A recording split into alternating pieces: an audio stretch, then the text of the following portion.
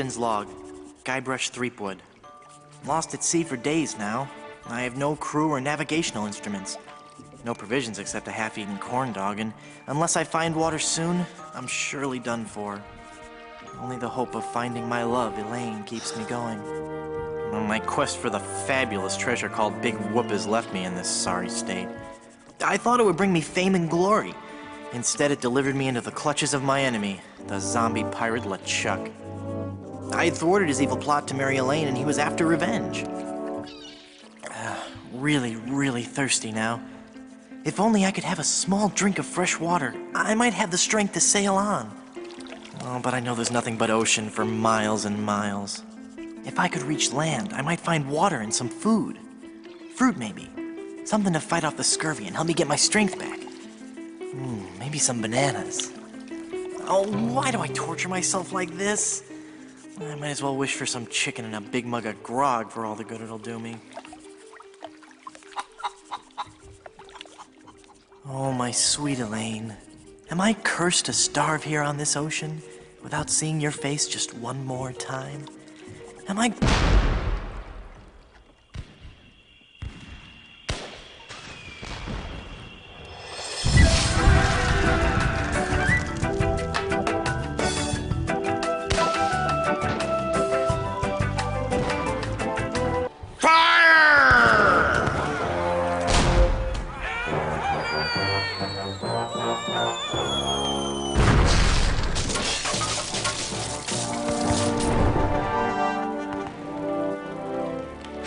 times do I have to tell you, LeChuck, I just don't feel that way about you.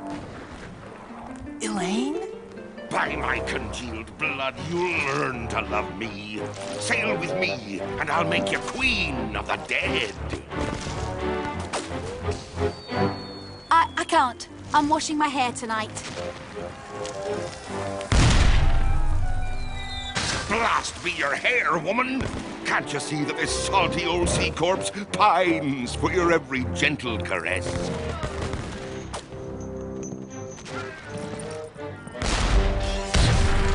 You know, I don't think my father would approve of me dating the undead. And you're probably too nice a zombie pirate for me anyway. Let's just be friends instead.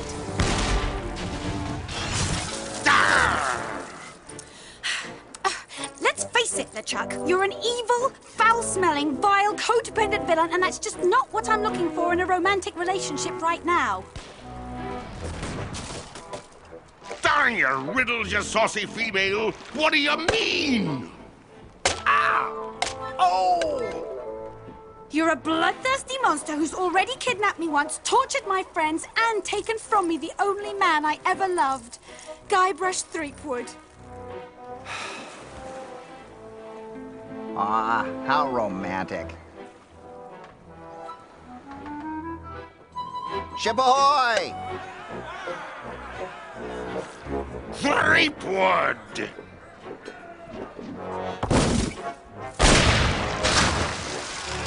Fish him out.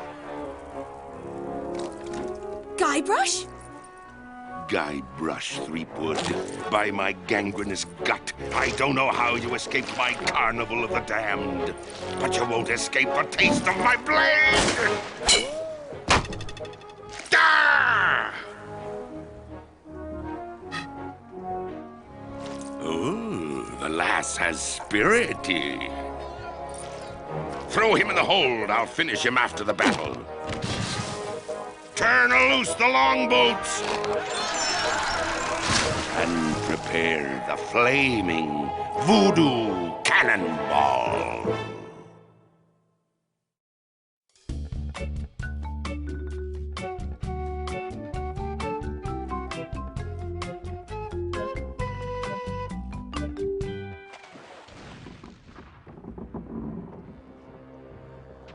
I've got to get out of here and help Elaine. If I could only get through this one door, well, then I could easily overpower the armed guards above, slip over the side, and make for the shore. Quit your mumbling, captive!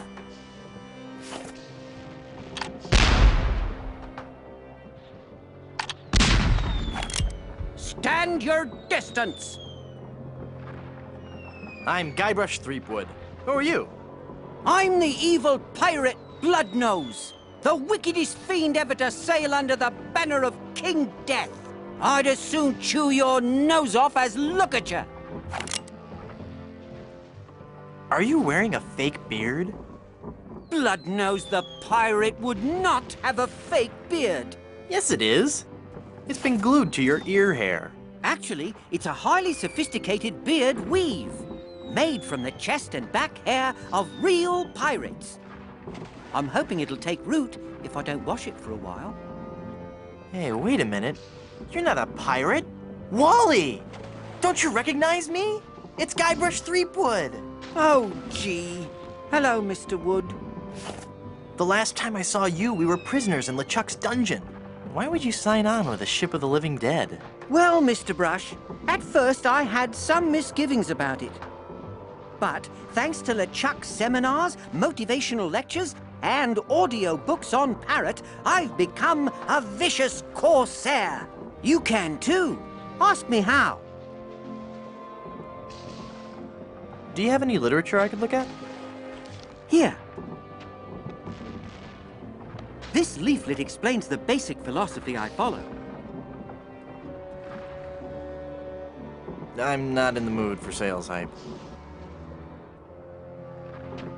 Snap out of it, Wally! That's Bloodnose to you, you scurvy sea bass. You're a failure as a pirate. Shut your trap, you yellow-bellied blowfish. One more peep out of you, and I'll do you in. Peep. You scabrous swab. One more word, and I'll let you have it. Word. That's it. I'm gonna blast you. I'm gonna... I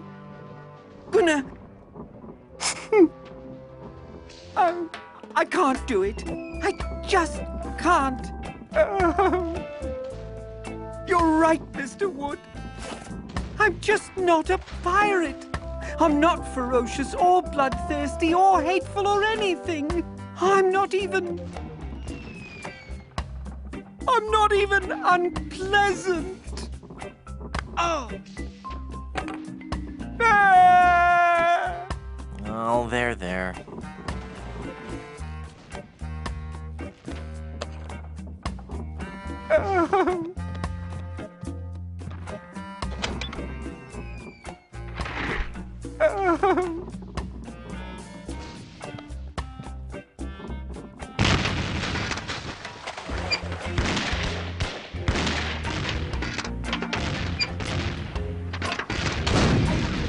Hey, you're getting a little close there, but... Watch where you're shooting! Oops.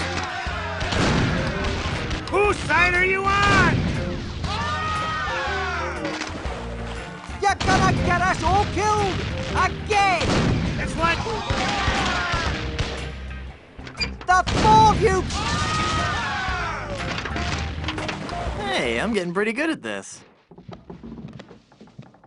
Ooh, gross. All the bones and stuff are floating towards the ship. I can't quite squeeze past this cannon. Well, they've messed with the wrong skull this time. Hey, that's my arm. Give that back.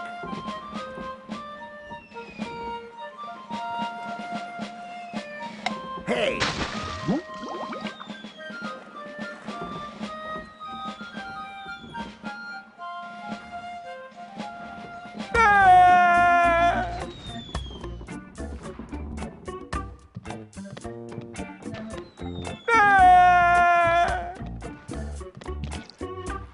Haha! Taste cold steel, feeble cannon restraint rope.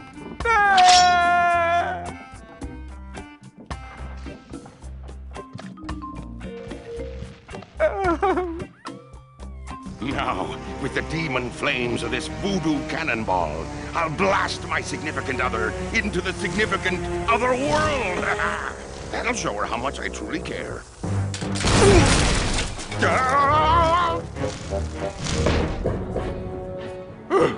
Neptune's navel, that was a close one. Oh, no!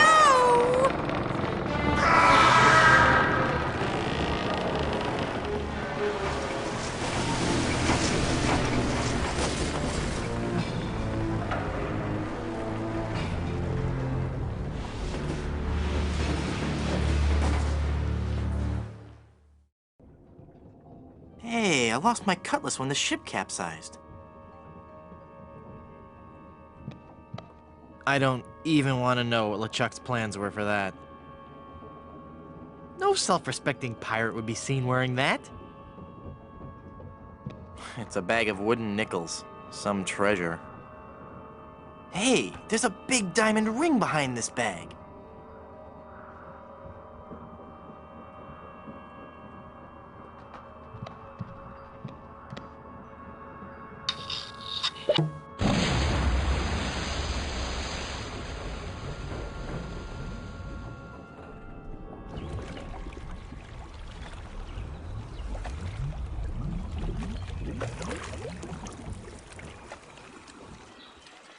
Guybrush? Guybrush! I thought I'd lost you forever. Is it really you? Yes, Elaine. Did you really mean what you said out there? That I was the only man you ever loved? Well, yes, Guybrush, I guess I did. Elaine, I'm a man of action. A swashbuckler, a rogue, a wanderer, a man who can hold his breath for 10 minutes. I have no ties and no regrets. I sail with the wind and go where adventure takes me. But somehow, something always leads me... Guybrush, stop babbling. Elaine, will you marry me? Oh, Guybrush. Oh. Wally? You're alive! But how did you survive the explosion? I was thrown clear. I'm just lucky I wasn't wearing my seatbelt. Wow, Elaine, that's some ring. Thank you, Wally. It's an engagement ring from Guybrush. Hey, that looks just like the big diamond ring LeChuck had in his treasure hold. You know, the one with that ghastly, disfiguring voodoo curse on it. Well, I'm sure Guybrush wouldn't have given you that ring. Anyway, I gotta be going. I hear there's a tattoo removal place on this island that's Freckles safe. See you at the wedding. Guybrush!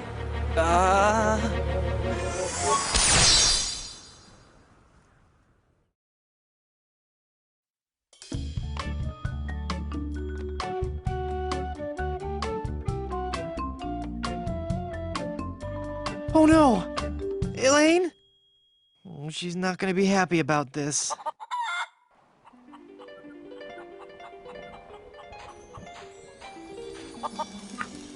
Ouch!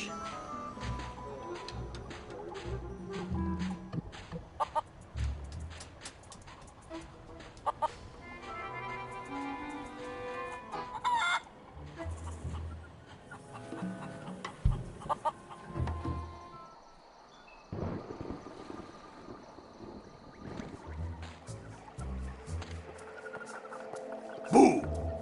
Ah! I am Murray, the invincible demonic skull. I bring you warning from the infernal realms. Do not go farther into the swamp. Turn back, turn back. Darkness will envelop you. Do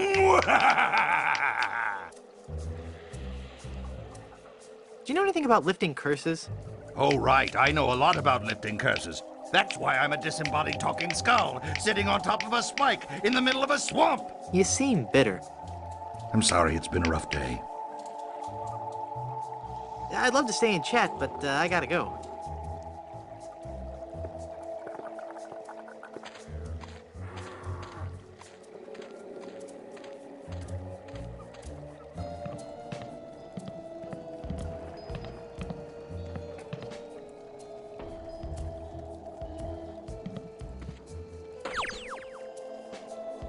What a relief.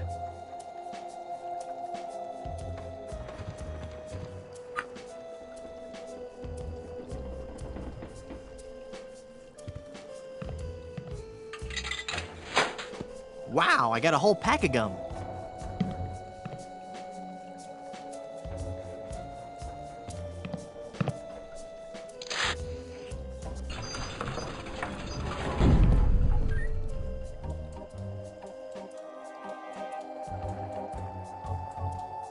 Nice place. I love what you've done with it. Thank you. You'll have to excuse the mess. The kids came over to play with their paper voodoo dolls. They're adorable children. Would you like to see some pictures? Perhaps later. Yes, there's no time for that now. I sense that something terrible has happened. Hey, you're good. Something terrible has happened. I finally proposed to Elaine. Congratulations. That doesn't sound so And when I placed the engagement ring on her hand, she was placed under a horrible pirate curse and trapped for eternity as a solid gold statue. Oh, that explains it. I was struck with a wave of overwhelming hatred and anger. Yeah, that LeChuck was a pretty mean guy. I was talking about Elaine. No, there's no time to worry about that now. We have to hurry. Do not panic, Guybrush. She will be safe until we can break the curse. You only have to worry about her being stolen. Where did you hide her? I just remembered something. I've got to go. You did remember to hide the giant solid gold statue of your girlfriend from all the other pirates on the island. Well, not exactly, but, you know, Go, Guybrush, hurry, before you're too late. Elaine! I've got to get her back. This is so embarrassing. Looks like I'm gonna need some more help.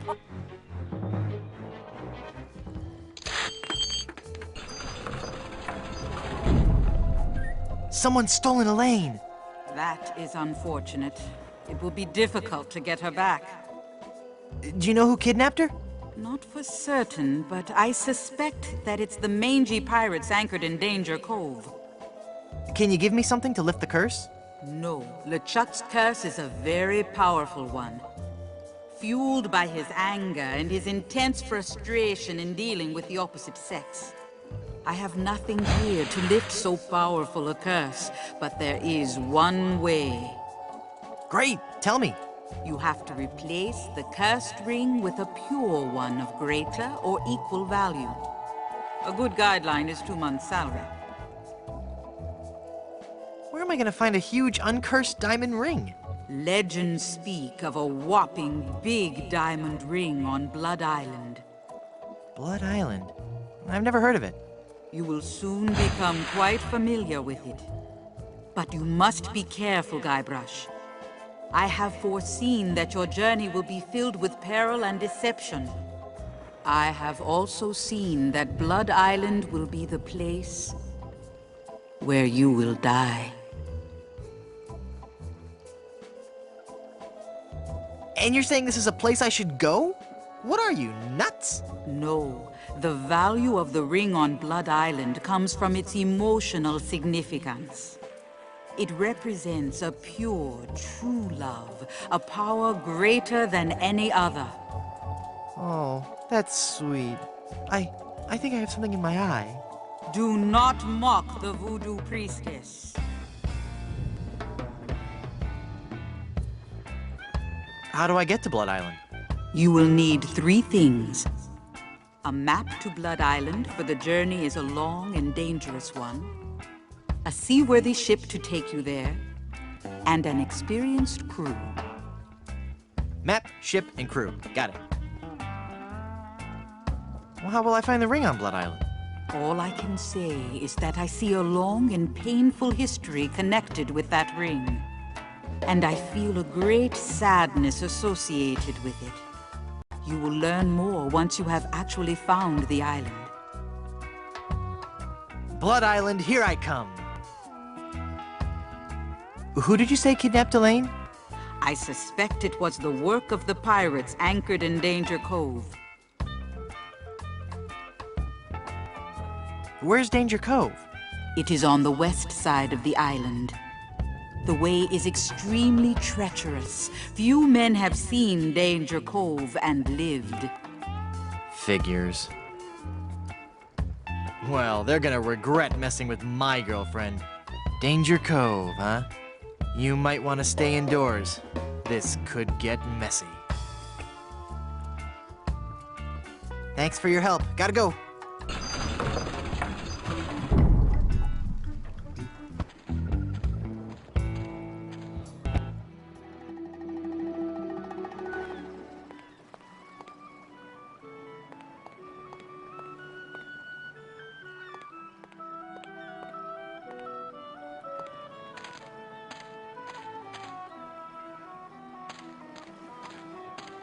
Feeling down because your chicks turned to gold? Come to the swamp, get your fortune told.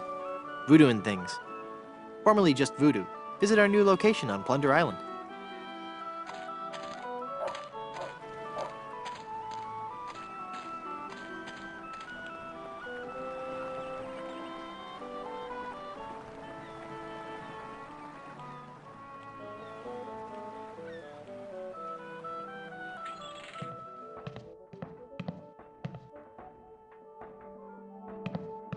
Watch me make this disappear.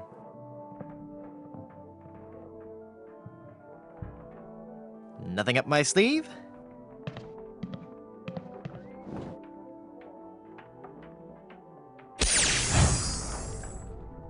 Presto! Hey, it worked. There's something inside.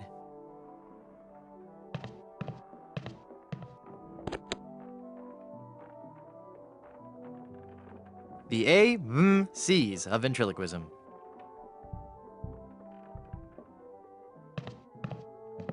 Looks like a nice coat, with just a few flakes of unsightly dandruff.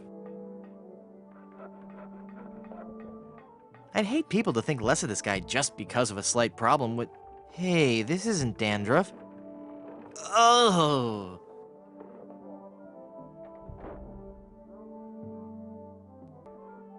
There's a glove in here.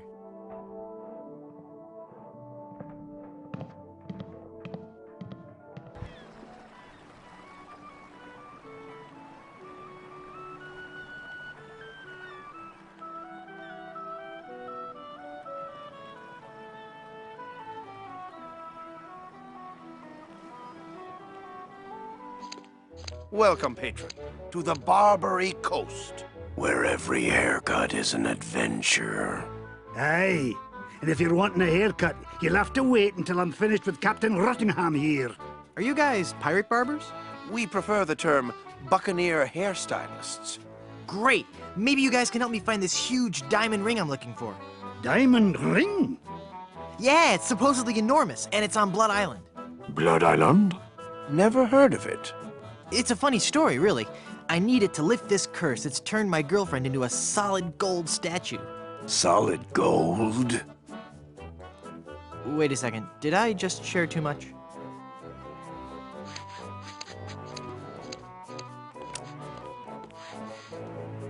Ahoy there, I'm Guybrush Threepwood, mighty pirate. Of course you are. Okay then, who are you? Edward Van Helgen. Not the... That's right, mine is the name that pirates fear the most. Edward Snugglecakes Van Helgen. Dude! How'd you like to join my ever-growing pirate crew? Your crew? Why would I want to be on your crew? It's gonna be a blast. We're going to Blood Island. Sorry, Threepwood.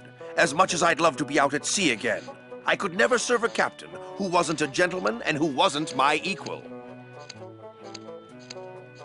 Fine, be that way. Whoa, look at the time. Gotta scoot. Ahoy there, I'm Guybrush Threepwood, mighty pirate. So, It's good to meet you, Mr. Bill. Bill? That's your pirate name, Bill? Cutthroat Bill. Oh, I see. Well, that puts a whole new spin on it, doesn't it? Are you ever going back to pirating? Maybe. Someday. If I find the right captain. Perfect. I'll be your captain. Onward to Blood Island and high adventure. Wanna come? You, a captain? Hardly. I'm the mighty pirate who defeated LeChuck. And what do you have to show for it? I've got a ton of cool stories. Treasure? Immense mounds of gold and diamonds? Solid gold scepters of power? Anything? Well, I've got these nickels. Wooden? Yeah. Some treasure hunter you are. You couldn't find gold in a jewelry shop. I bet I could find gold on this very island. How much would you bet? Well, I've got these nickels. Right. Come back when you have some real treasure to show me. It's been a pleasure. Bye. You know, I really appreciate you taking the time to talk to me. I think we've bonded.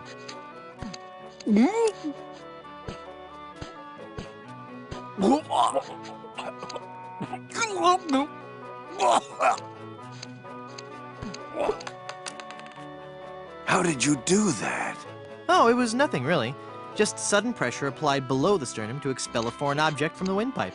That's amazing. I owe you my life. From now on. Yes? From now on, that will be known as the Threepwood Maneuver. Nah.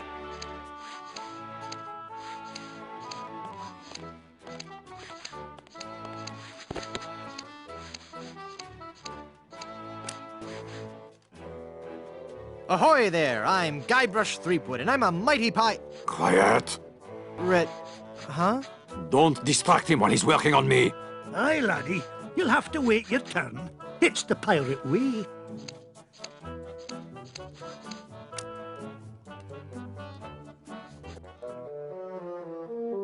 Holy infestation! You've been struck with the hair demons. What are you talking about?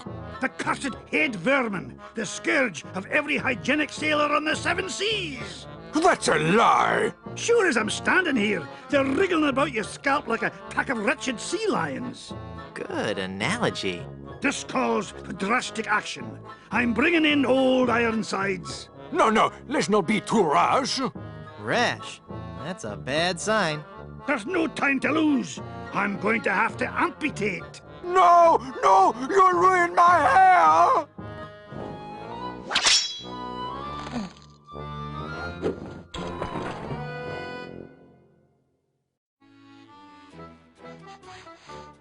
Ahoy there! I'm Guybrush Threepwood, here to serve all your mighty pirate needs.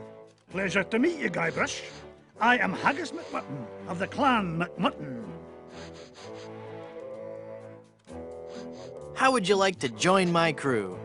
You seem like a nice enough sort, Guybrush, but a man cannot serve as my captain unless he earns me respect. And how would a man go about doing that? By besting me in a time-honored test of strength. The 500-meter bucket full of heavy rocks relay? No, I'm talking about the traditional Highland display of strength and virility, the caber toss. Sounds great. Let's do it.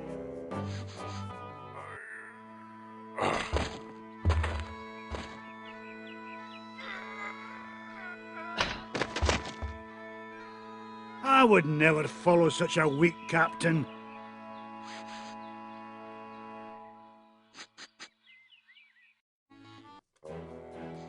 I sure could use a haircut. Have a seat, laddie, and I'll do you up with a fine coif.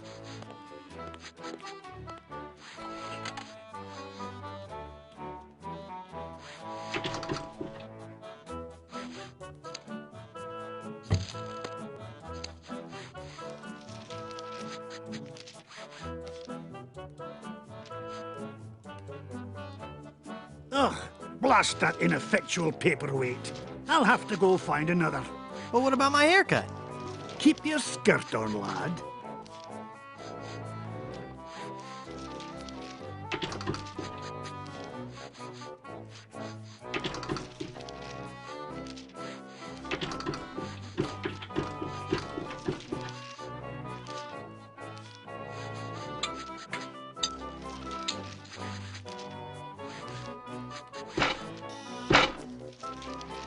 Phew. Well, I searched the whole island, and I couldn't find a single rock for a paperweight. I suppose I'll just have to eyeball your haircut. I just remembered I have another appointment. Oh, I was going to give you a French braid, too.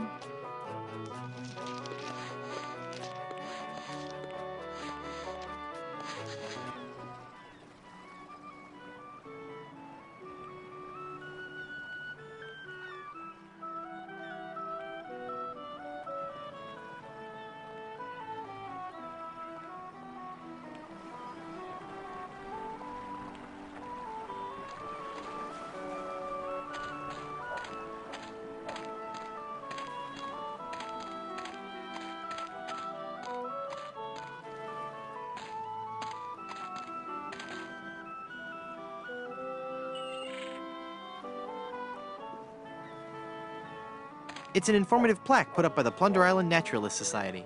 Ipecac, Cephalus ipecacuana, one of the creeping vines common throughout Plunder Island. The syrup made from the ipecac flowers was used by the early settlers of Plunder Island as a purgative.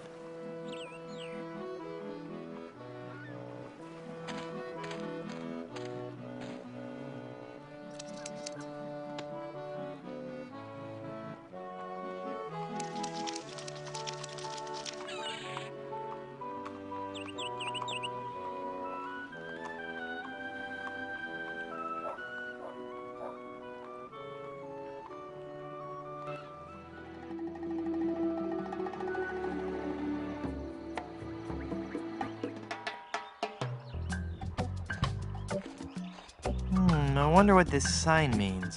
Snake crossing. What possible harm could a snake?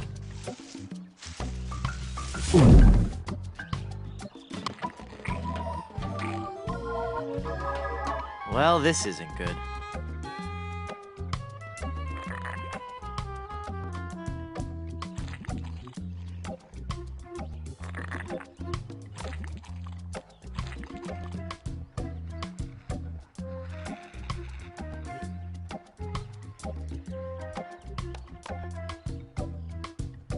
It makes syrup of ipecac.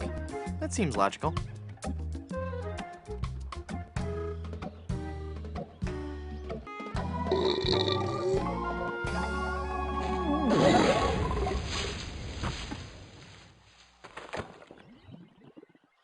Whew! That sure was a close one. I thought for sure when I got eaten by that snake that I was done for. Thank goodness I'm safe. No? Hey!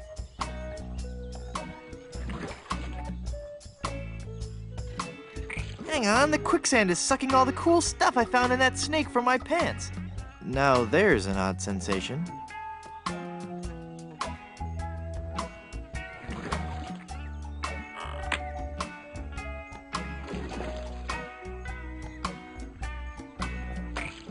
Youch! Well, I got the thorn. I hope that was worth it.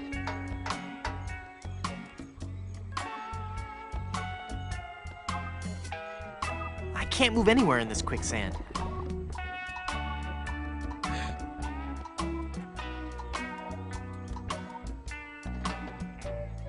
Perfect. For once today, things are going... Well, darn. Hey. Thank goodness for those unpredictable Caribbean trade winds. Neat, a world-class pea shooter.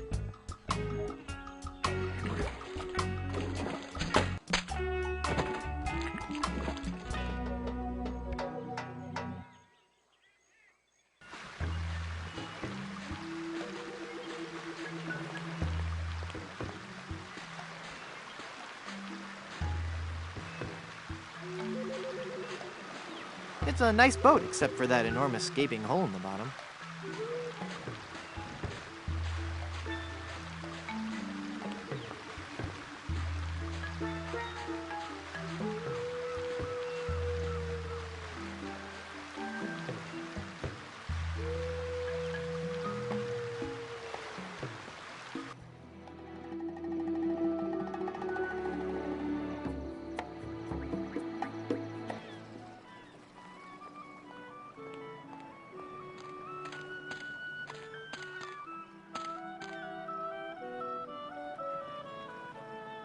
It's a reservation slip for Blondebeard's chicken.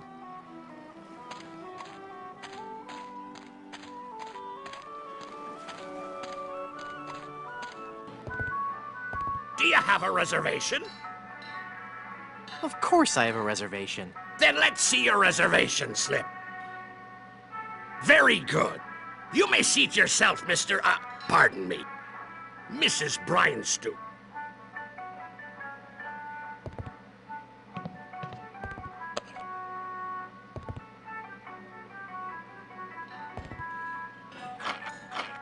Whoa! This biscuit is full of maggots! Aye! Ha ha ha! That's my special ingredient. Adds just the right amount of exotic flavor. It's a good thing, too, because I can't keep 'em out of the food around here.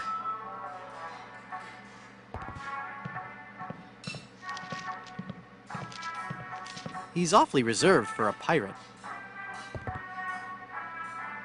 Excuse me, sir? Now that's just rude. Hey, mister. Mister, you listening? Ah! It's one of LeChuck's skeletal horde. Aye. I fixed his little red dinghy, but good. The undead that walk among us must surely be destroyed, lest their evil like overrun and befoul the world of the living. Aye.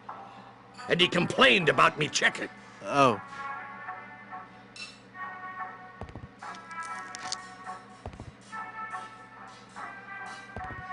It says, ask me about Grim Fandango.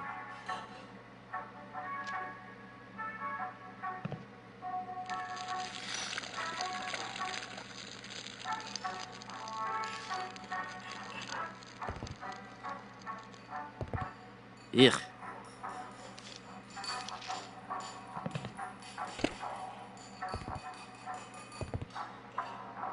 Brimstone Beach Club. Member since 1632.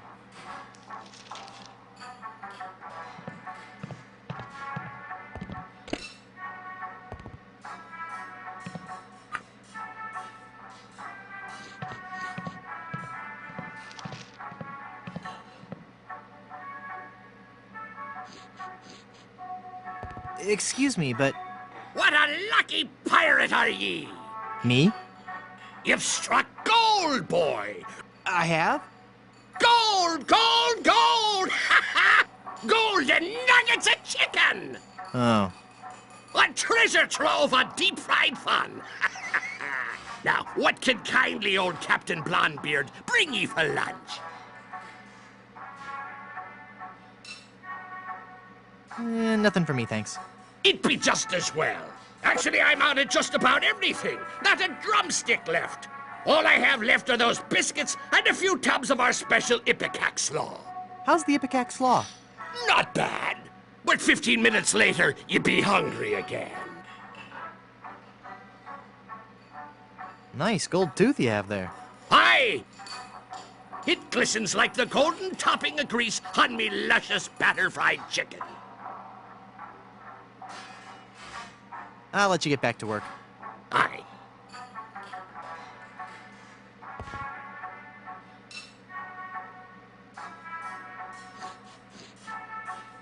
Would you like this jawbreaker? Thanks to ye. Ouch! I think I loosed me gold tooth. I knew sweets were being bad for me teeth, but it had a fine crunch and were a fiesta of flavor. From now on, I'll be sticking to fleshier foodstuffs. Something chewy. Well, there I go again. This old salt's got a craving for something to squish between me teeth.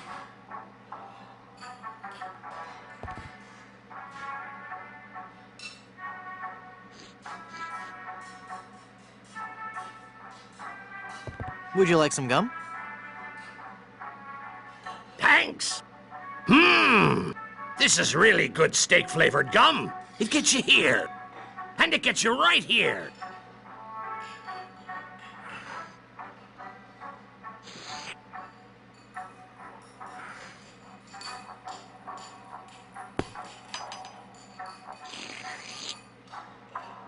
Why, you little scamp. That's quite a funny trick you've played on old Captain Blondebeard.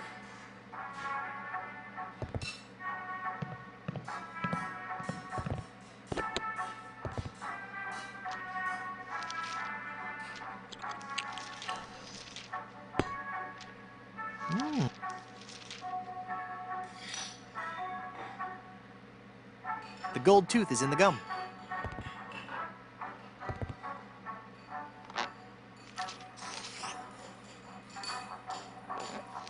Oh, that's made my voice sound funny.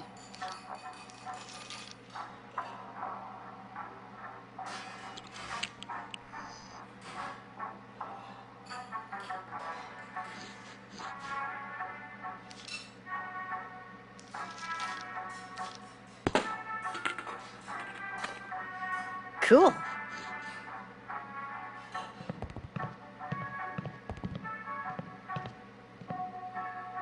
Wait 1 second. Do you have me gold tooth? No? Let me see.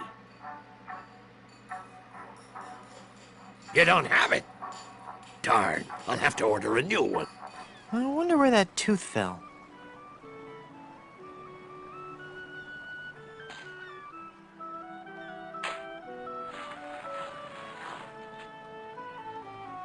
Hey, it's the gold tooth.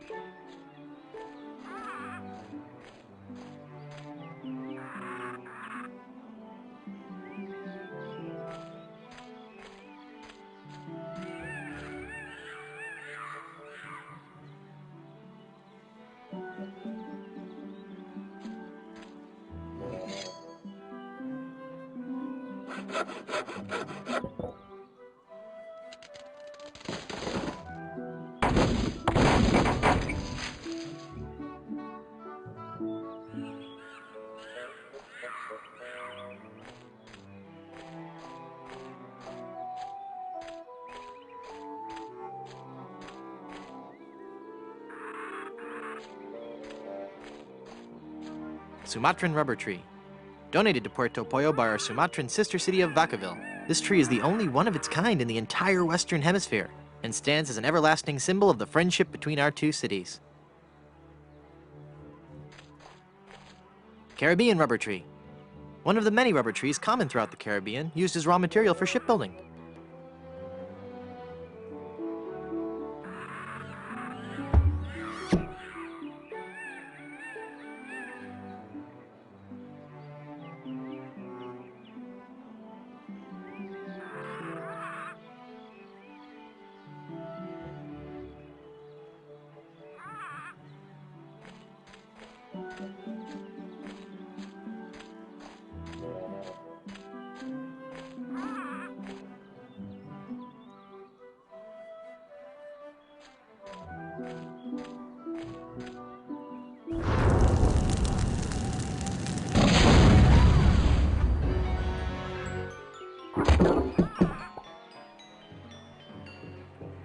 Whoa, my head is spinning.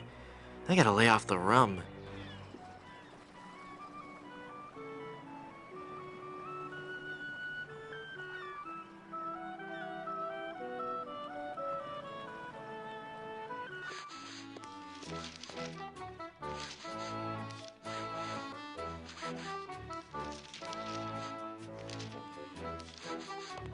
Check this out.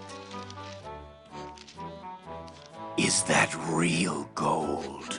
I guess you can find treasure. So, you'll join my crew? Sure, as long as my partners will join too. I'll need 2 more sailors for my crew.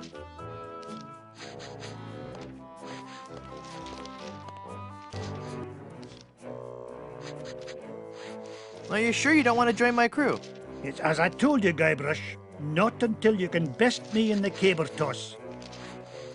Sounds great. Let's do it.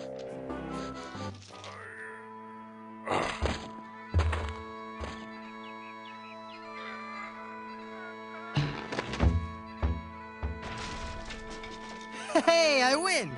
By the spiraling bouffant of me great Uncle McManus! Never before have I seen such strength. Sure, I'll join your crew. I'll wait at the shop until you're ready to leave. I'll need 1 more sailor for my crew.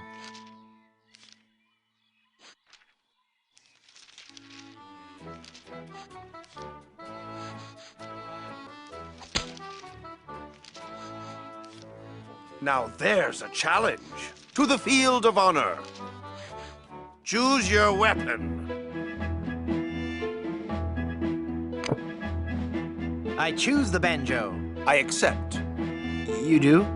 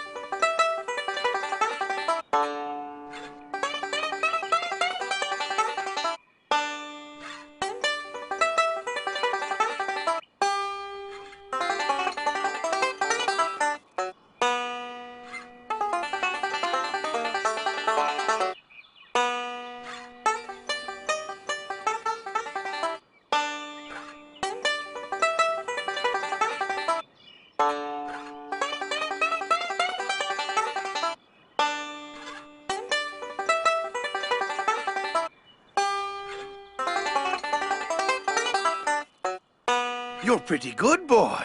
Let's see you follow this.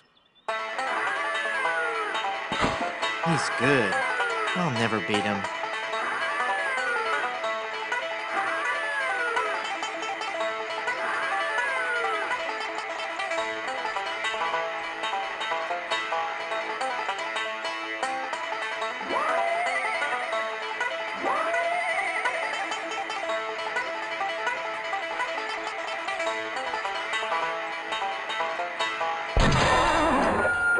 What? You shot my banjo. You can't be sure of that. That shot may have come from the grassy knoll. Of all the lowdown tricks, I never heard of anything so low. I completely misjudged you. You are a pirate after all. I'd be proud to join your crew. Great. I'll just pack this stuff up and get ready. And give me back my gun. Well, I got my whole crew.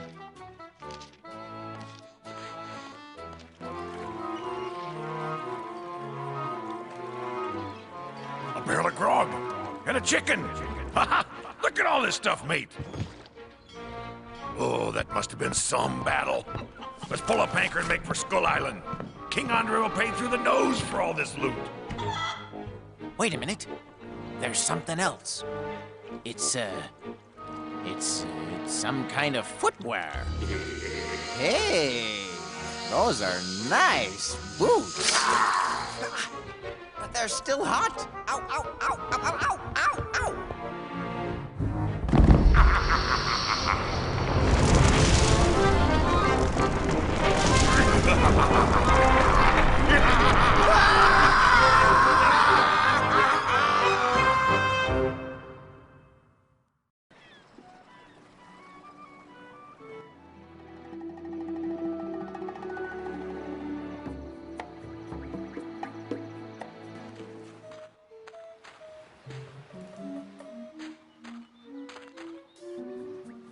Yes, may I help you? My name is Guybrush Threepwood, and I'm a mighty pirate. Threepwood? You must be Seersucker Skip Rackham's cousin. How are Muffy and the twins? Who? Hey, it's a lovely afternoon for the beach today. Not too crowded yet. There's a crafts workshop on the South Beach and a swabber-size class at 2 and 4. Water's warm and the waves aren't too high. Just watch out for the occasional undead corpse washing up on shore. Might want to keep the kids away from any rotting flesh. But otherwise, the siege earlier today shouldn't spoil your afternoon. Just between you and me, the undead are notoriously bad tippers. So it's just as well they didn't take over the island, eh? Let me see your membership card and we'll fix you right up. Why? You're at the Brimstone Beach Country Club in Smorgy, part of the Leisure Lovers planned community for retired pirates. It's very exclusive. I'm afraid if you don't have a membership card, you cannot use any of the club's amenities. I don't want an amenity. I had to eat one of those while I was lost at sea, and it was terrible. Then let me also point out that without that membership card, you are not permitted on the beach, you cannot use any of our towels, and you can't have anything from the grill. Good day.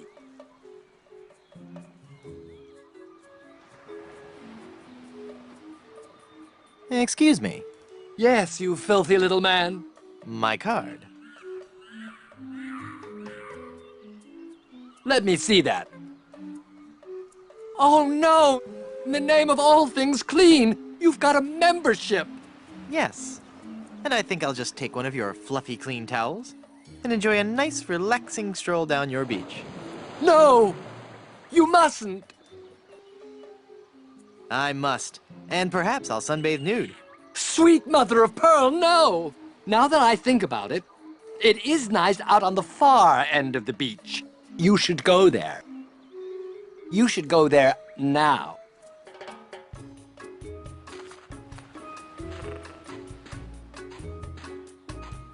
Nice fluffy towel. I'll just take one more.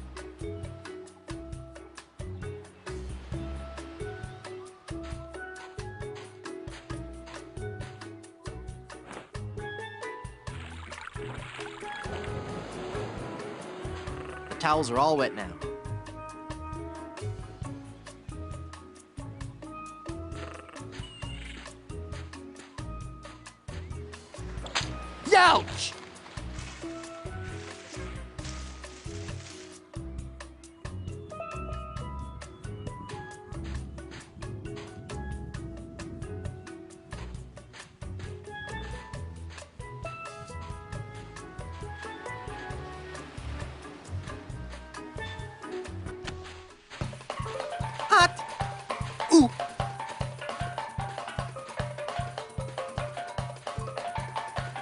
these holes in my shoes, I'll never get across that hot beach.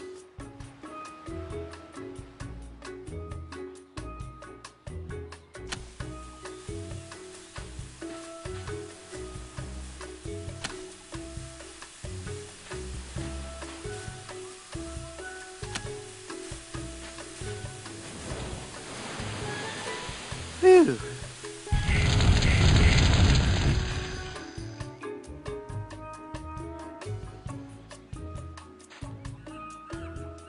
I'm Guybrush Threepwood. Very nice to meet you, Mr. Threewood. I am Pálido Domingo. I am so glad you're here. Finally. Someone on this island with some manners. And my drink needs refreshing. Take it away and bring me another. I'm looking for Blood Island. Do you know where it is? Nope. Never heard of it.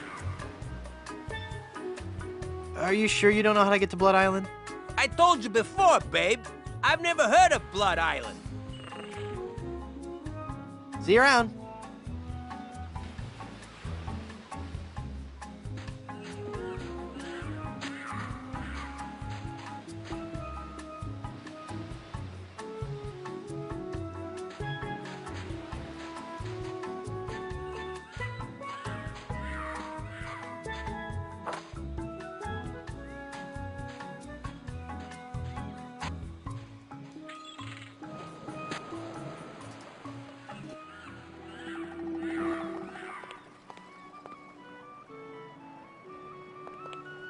I'll have to buy some lemonade first.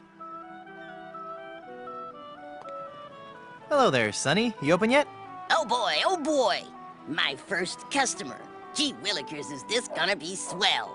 Hi, my name's Kenny Foulmouth. It sure would be neat if you would buy some of my lemonade. It only costs a nickel. And best of all, I have a bottomless mug policy. Well, that does sound like a good deal. I'd like to buy some lemonade. Sure, we have a bottomless mug policy, you know. That'll be a nickel.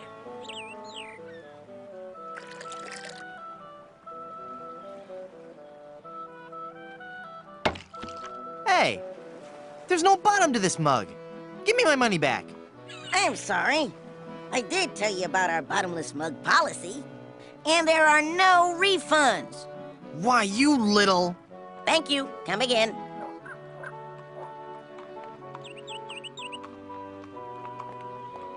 Look, a three-headed monkey. Oh boy. Gee willikers, is this gonna be swell. Hey! Just because you're a grown-up doesn't mean you can waste my time.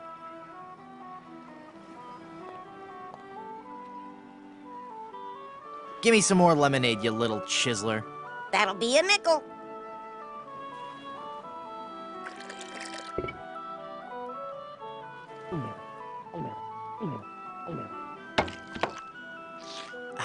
That was as refreshing as morning dew. Hey!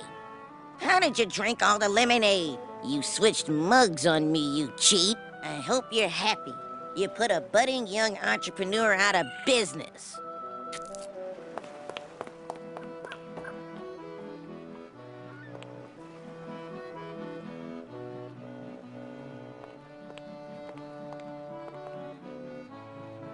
It's full of dye now.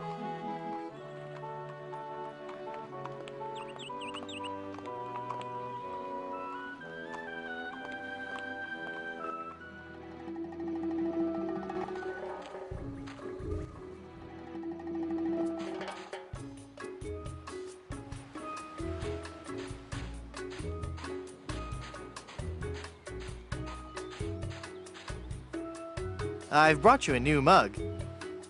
Thanks.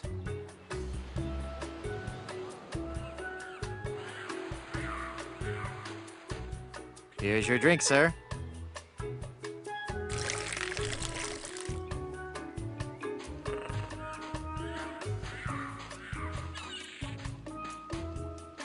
Look, Pálido, you're burning. Ah! All those months in the sun and my tan is just gonna peel away. I better turn over. Good idea.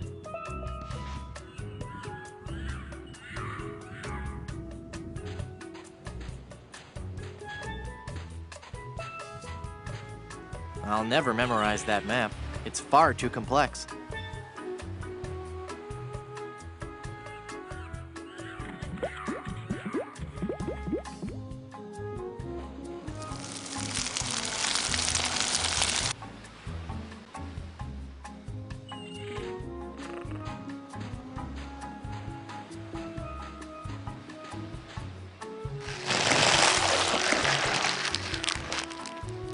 I really wish I didn't have to do that. Nice boots, huh? Sorry. Hey, what do you know? I really am big boned. Uh-oh. Quiet. Here comes Captain LeChuck.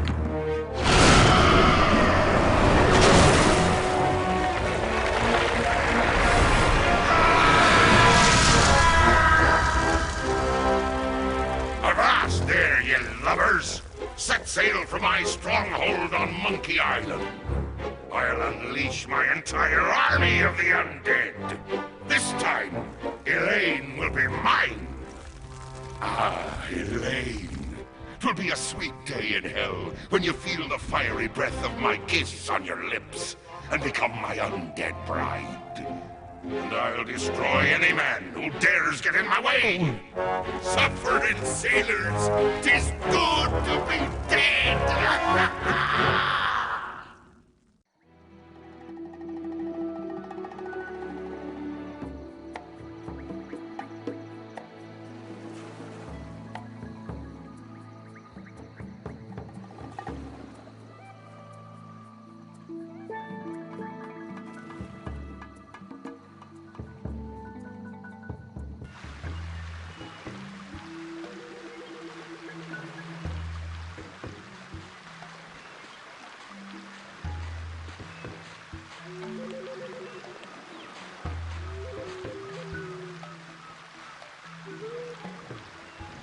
The plug is all pasty now.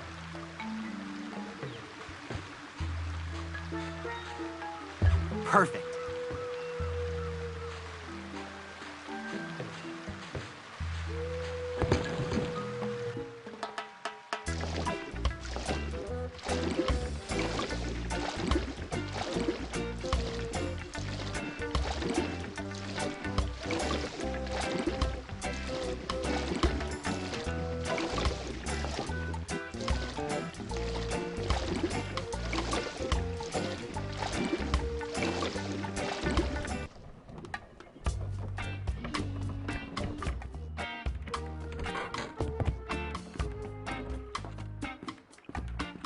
"15 men on a dead man's... Huh. Who are you?" I'm Guybrush Threepwood, and I'm a mighty pirate. Well, we'll just see how your threats sit with my captain. Your captain? Yes, Threepwood. You've come aboard the Sea Cucumber. I am Mr. Fossey, the first mate. And my captain? Why, he's the scourge of the 7 seas. The dread pirate, LeChuck. Yes, Captain. It's on the table, sir. LeChuck! That's right. Captain LeChuck. Yes, Captain. Just an intruder, sir. But I'm dealing with him. He says you're to be tortured. Choose your punishment. You can either be tarred and feathered, or you can walk the plank. Well, I walked that plank thing on the way up. Good enough? No. Sorry. Well, I suppose we'll have to go with walking the plank. We're trying to avoid using the tar and feathers. It's messy, and we need to save the tar for emergency leak repair. What do you say, men? Shall we make him walk the plank? Any last words, Threepwood? I regret that I have but one life to give for love. All right, in you go!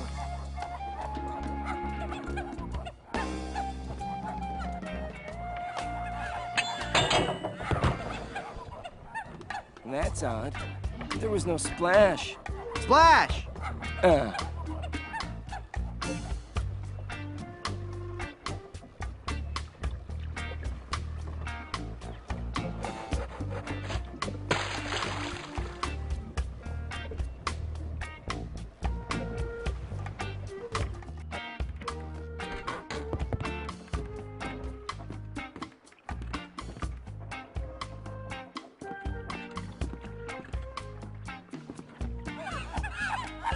Who's there?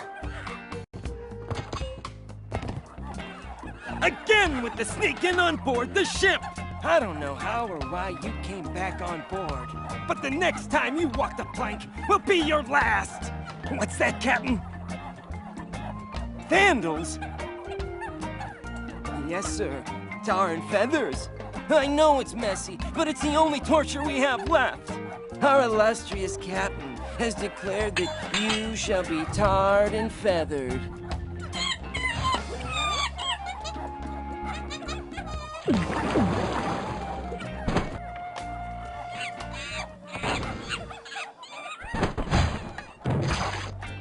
That'll learn you.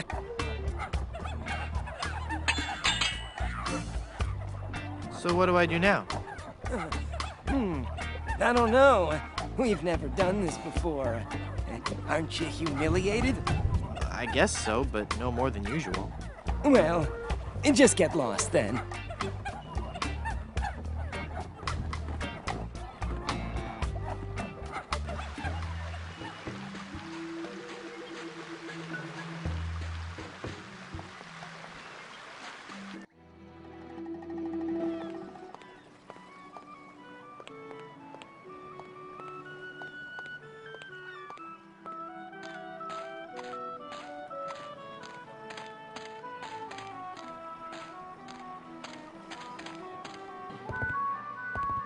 Do you have a reservation? Madre de Dios! ¡Es el Puello Diablo!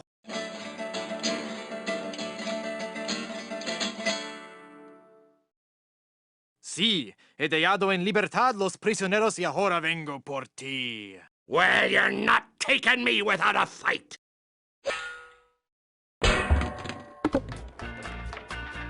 Ugh, this chicken grease washed off all the feathers. Whoops, I better keep quiet. Absolutely, Captain. I'll get right on it after I have my dinner. What's that, Captain? I eat too much fried chicken. Well, I've just got a weakness for chicken, that's all. I know you don't have any weaknesses, Captain LeChimp. You're an overachiever, a doer. I'm just a tiny little fly. LeChimp? The captain is an ape? Well, if the captain is an ape, then Mr. Fossey must be... Aye, aye, Captain! Fresh bananas for the whole crew! an utter loon. What's that, Captain? Your parasites are bothering you. Well, of course I'll groom you, sir. You know, sir, finding this gold statue may be just the boost our crew needs. Why, with the riches we get from this, we can get new and better ships and become the terror of the Caribbean!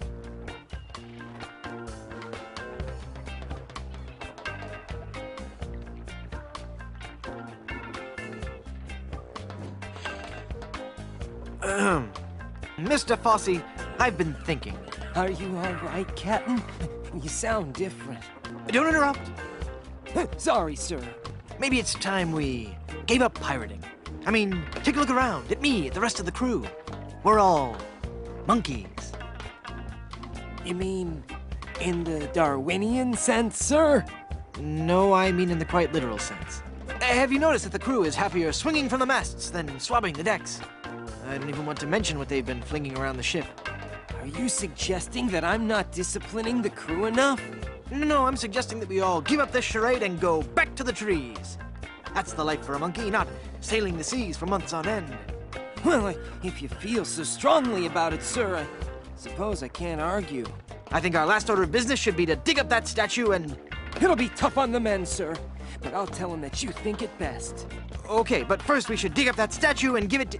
I'll make sure they understand that it's not their fault. Very good, and then we can dig up that statue and... Okay, never mind then.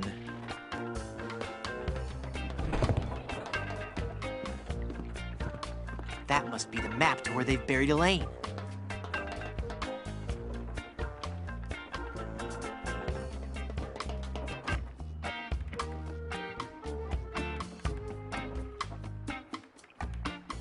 It's 2 tickets for the Long John Silver Center for the Performing Arts.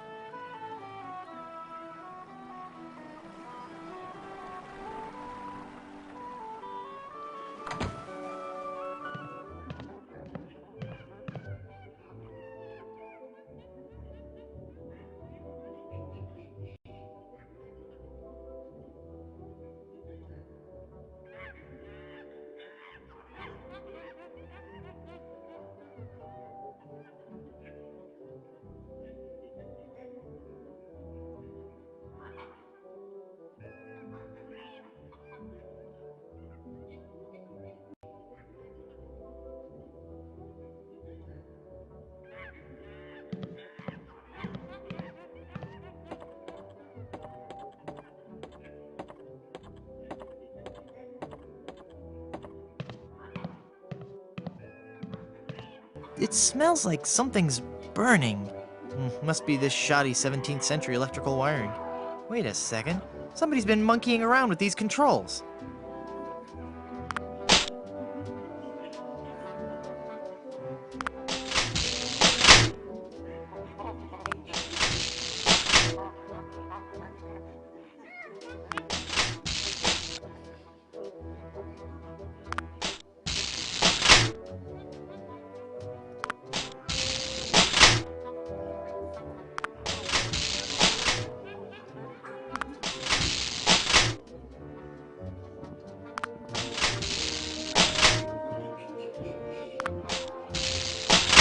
That's it! That must be where Elaine is buried.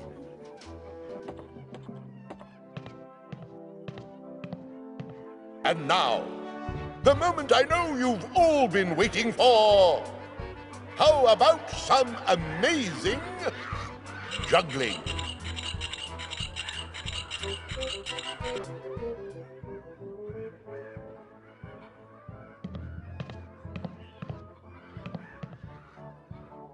Uh-oh. It looks like he's coming for the cannonballs now. And now, the ultimate Shakespearean delight. The famous cannonball juggling scene from Romeo and Juliet. Whoa! Whoops!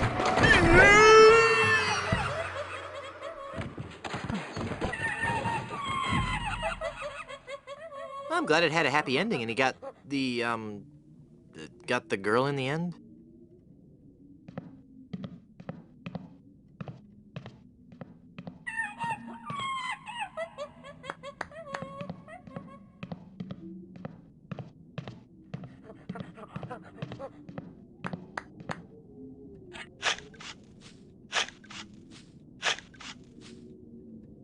Elaine should be safe up in the crow's nest. For now.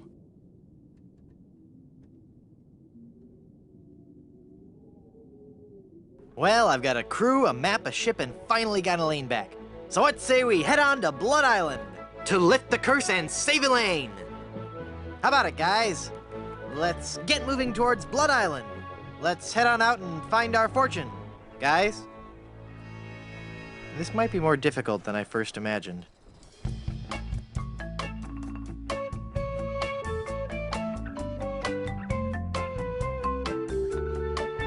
Ah, the sea. Aye, the sea. Makes you glad to be alive. I think that ship is following us. Feel that salty spray. The sunlight sparkling off the bay. What a glorious seafaring day. It's a pirate ship. We've got to outrun her. All right, men. Are you with me? Hey, look, guys. A whale. Where? Where? That ship is gaining on us. Cutthroat Bill, rig the topsail. Is that a right whale? No, lad. They're boarding us. Crew, help me out here. It is a member of the Cetus suborder, Mr. Shetty, though. I think you're right. Well, well. Rottingham, so it's you. What do you want, other than a good toupee? I've come for your map to the fabled Blood Island. Then I'll find the diamond you mentioned. It'll make a fine paperweight for my escritoire. Ooh, look! It's breaching! Ooh. Ah! Look, Baldy, I'll never give you that map. I need it to save Elaine. Then I'll have to take it from you by force. That whale must be 30.5 meters. 100 feet. And weigh 200 metric tons. You know, of course. In a sword fight, a sharp wit is much more important than a sharp blade.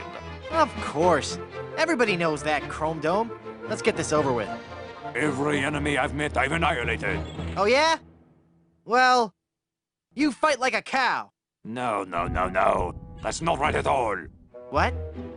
On the sea, we fight it a little differently. On the sea, all your insults and threats have to rhyme. What? So when I say every enemy I've met, I've annihilated, you say... I once found some gold, but it was just electroplated?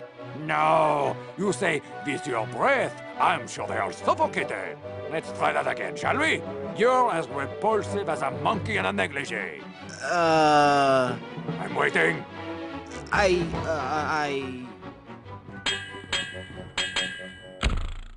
Just as I thought. You're an amateur with a sword. Give me that map. Here, take it. That's your map? Yeah. As soon as I'm through pirating these waters, it's off to Blood Island. Until we meet again, Monsieur Tweepood. I've got to get that map back or we'll never find Blood Island. Thanks, guys. You were a world of help back there. It was a rousing battle, Captain. Aye, and it reminds me of a song. We're a band of vicious pirates, A-sailing out to sea. When you hear our gentle singing, you'll be sure to turn and flee. Oh, this is just ridiculous.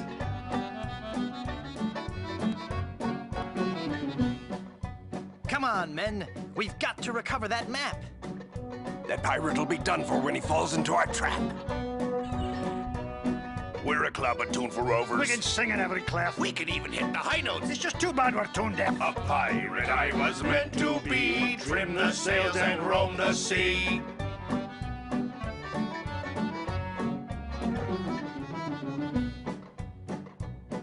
Let's go defeat that evil pirate. We know he's sure to lose because we know just where to fire it. We're thieving balladeers. A gang of cutthroat mugs. To fight us off, you won't need guns. Just jolly good earplugs. A pirate I was meant to be, trim the sails and roam the sea.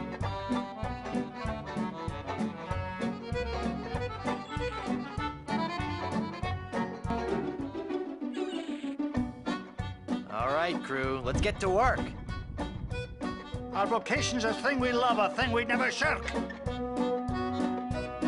We'll fight you in the harbor. We'll battle you on land. But when you meet singing pirates, There'll be more than you can stand. Oh, that was a good one. No, it wasn't.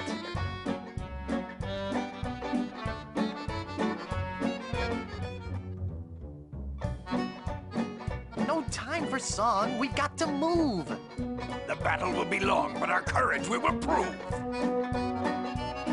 We're a pack of scurvy sea dogs. Have we pity, not a dram? We all eat roasted garlic. Then sing from the diaphragm. A pirate I was meant to be, trim the sails and roam the sea.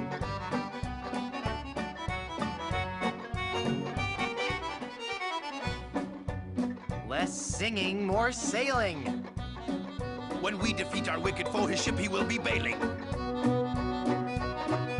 If you try to fight us, You will get a nasty whacking. if you disrespect our singing, we will feed you to a kraken. A pirate I was meant to be, trim the sails and roam the sea.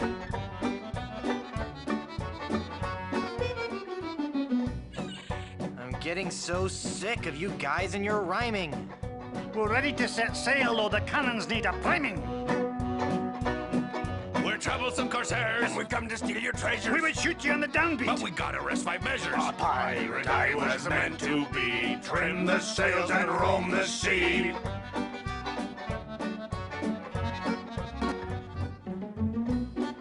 Stop, stop, stop!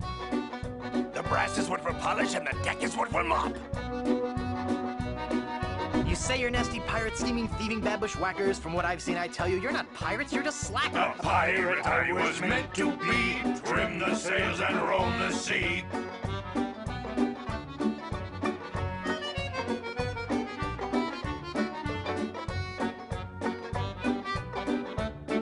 Roam the sea.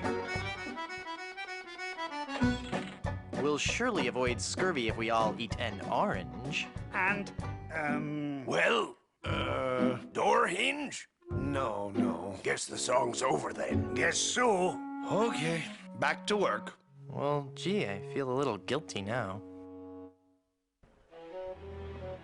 Captain, Yes, Mr. McMutton. we were wondering, just what kind of captain you are. What do you mean, Haggis? Well, some captains are men of action. They like to have complete responsibility and control for their ship. Other captains prefer to concentrate more on the thinking aspects of captaining. The captain who's a man of action will undoubtedly have a much more difficult time of defeating other scoundrels of the sea in the fast-paced realm of ship-to-ship combat. The more academic captain will find the other pirate vessels he meets to be less aggressive, and therefore far easier and quicker to defeat in combat. I see. So, Captain Threepwood, Which type of captain be ye? I think I'd rather let you guys help me out. Easy ship combat it is.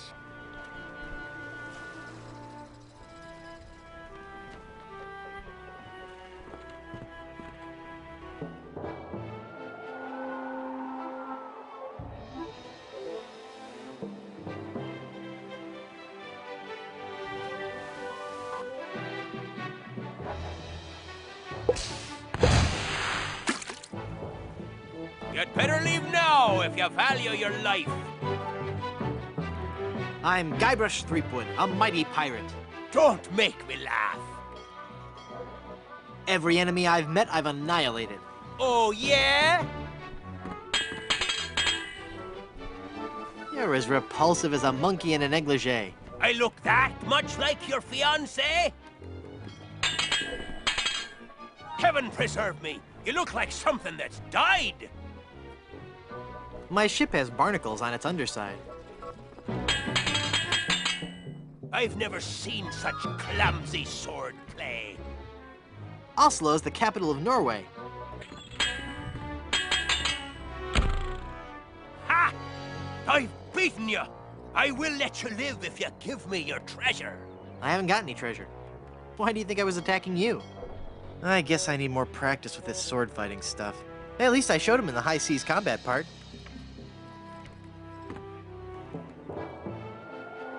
You'd better leave now if you value your life. I've come to plunder your treasure. I'll see you clapped in irons first. I have never seen such clumsy swordplay. You would have, but you were always running away. Coming face to face with me must leave you petrified. I'm waiting for these feelings of nausea to subside. I'll hound you night and day. What this island needs is a good, reasonable buffet. I fancy you have treasure. Hand it over. I haven't got any treasure. Why do you think I was attacking you?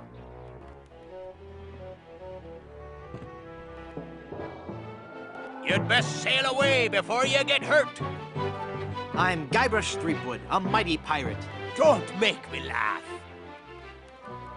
Every enemy I've met, I've annihilated. With your breath, I'm sure they all suffocated.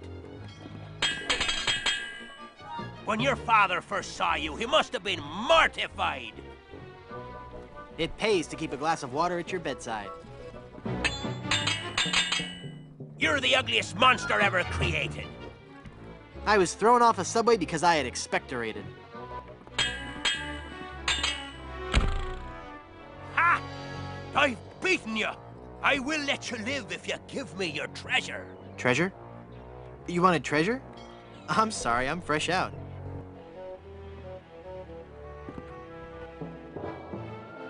If you're looking for a fight, you've found one. Give me your treasure and I'll let you live. No! I'll take your booty. You're the ugliest monster ever created. Oh, yeah? When your father first saw you, he must have been mortified. Oh, yeah?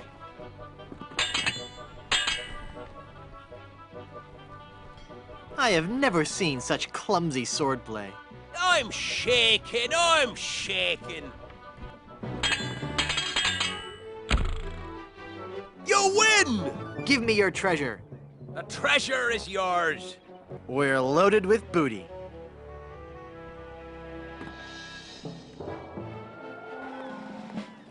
Well, well, well.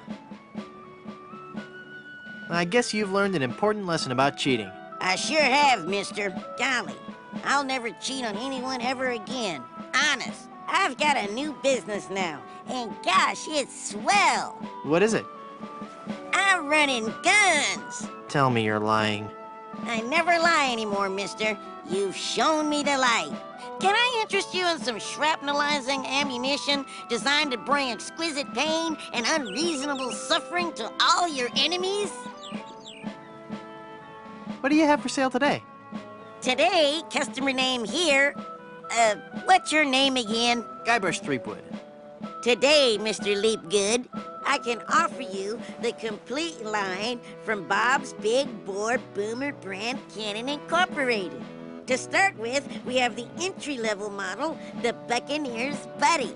We also have the following cannon models available. The Ouch Master, the Hole Maker Deluxe, the Pain Giver 2000, Mr. Massacre, and finally, the cannon used by that most fearsome scoundrel, Rene Rottingham himself, the Destructomatic T-47.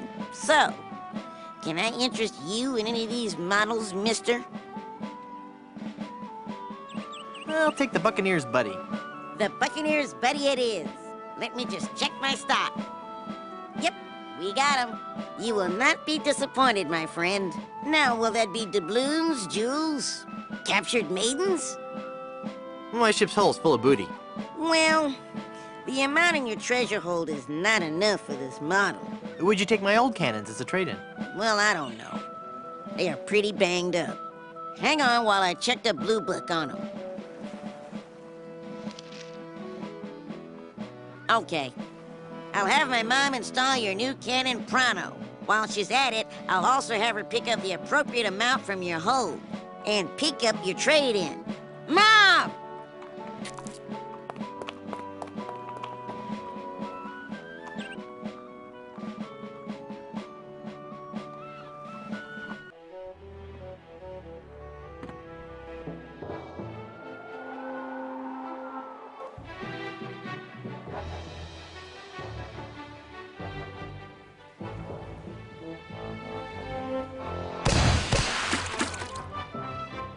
How dare you attack me, ship?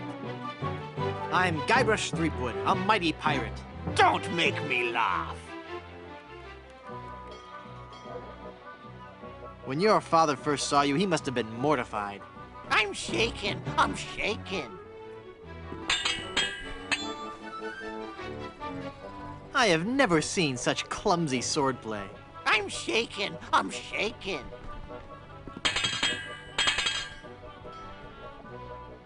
Heaven preserve me, you look like something that's died. I'm shaken. I'm shaken. You win! Give me your treasure. Take it. It was cluttering up the hold anyway. We're loaded with booty.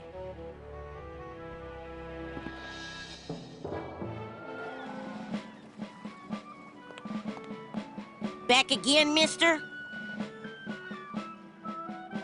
I'd like to buy some cannons for my pirate ship. I'll take the Ouch Master.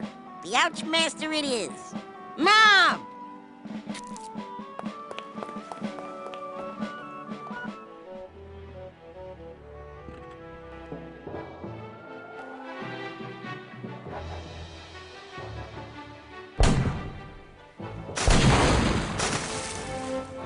So, you're a pirate, says ye. You'll have to prove it, says I. I'm Guybrush Threepwood, a mighty pirate. Don't make me laugh. You're the ugliest monster ever created. If you don't count all the ones you've dated. I'll skewer you like a sow at a buffet. A dentifrice helps prevent tooth decay. You're as repulsive as a monkey in a negligee. I look that much like your fiancé?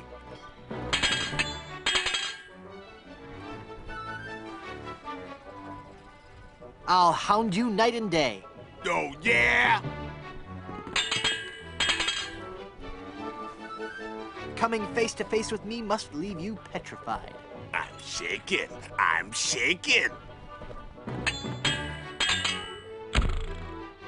You win! Give me your treasure. Yeah, grubby bilge swigger. Take it. It was cluttering up the hold anyway. We're loaded with booty.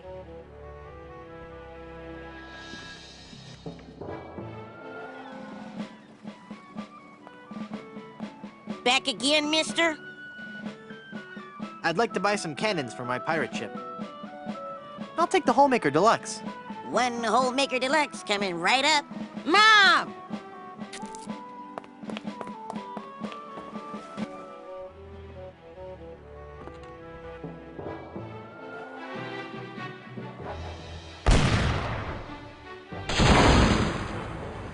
A pox on you for boarding me ship. I'm Guybrush Threepwood, a mighty pirate. Don't make me laugh. You're the ugliest monster ever created. I'm shaking. I'm shaking. I'll skewer you like a sow at a buffet. I'm shaking. I'm shaking.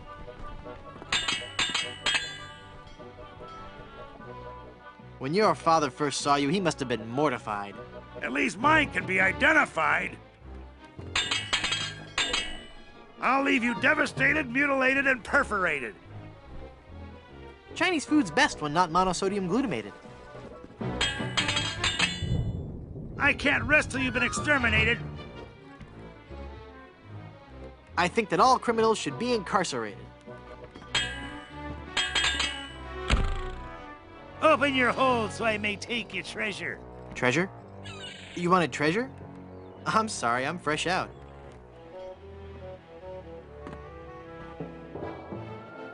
How dare you attack me ship? Give me your treasure and I'll let you live. Arrgh! You're the ugliest monster ever created. If you don't count the ones you've dated. Throughout the Caribbean, my deeds are celebrated. I wonder if the rent on my ship is prorated. I can't rest till you've been exterminated. I like music that's syncopated. Give me your treasure. Treasure? You wanted treasure? I'm sorry, I'm fresh out. You'd better leave now if you value your life. I'm Guybrush Threepwood, a mighty pirate. Don't make me laugh. I'll leave you devastated, mutilated, and perforated. Your odor alone makes me aggravated, agitated, and infuriated. Every enemy I've met, I've annihilated. With your breath, I'm sure they all suffocated. Heaven preserve me, you look like something that's died. Oh, yeah? I'll hound you night and day. I am rubber, you are glue. You win. Give me your treasure, you reeking, musty, stench-soaked freebooter. The treasure is yours. We're loaded with booty.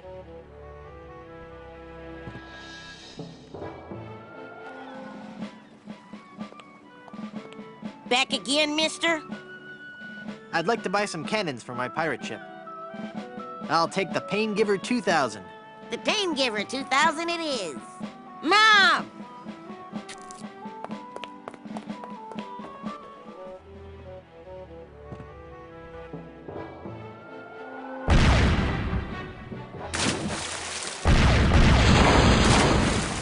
So you're a pirate, says he. You'll have to prove it, says I. I'm Guybrush Threepwood, a mighty pirate. Don't make me laugh. I'll skewer you like a sow at a buffet. When I'm done with you, you'll be a boneless fillet. I can't rest till you've been exterminated.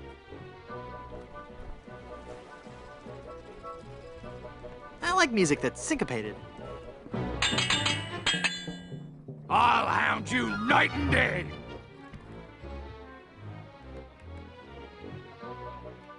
The air is much less humid around Santa Fe.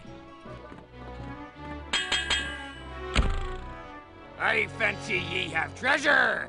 Hand it over. Well, if I had any, you'd be the first one to get it. Arr. You'd better leave now if ye value your life.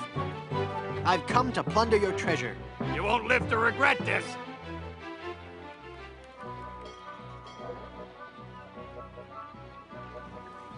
I'll hound you night and day.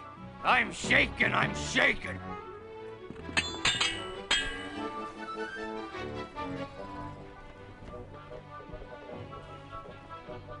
I can't rest till you've been exterminated. Then perhaps you should switch to the caffeinated. I'll skewer you like a sow at a buffet. When I'm done with you, you'll be a boneless fillet.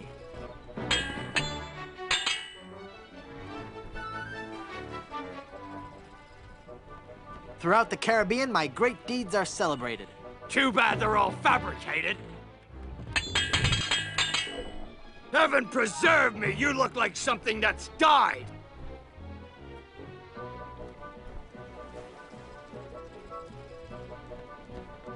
My ship has barnacles on its underside. Ha! I've beaten you. I let you live if you give me your treasure. Treasure? You wanted treasure? I'm sorry, I'm fresh out.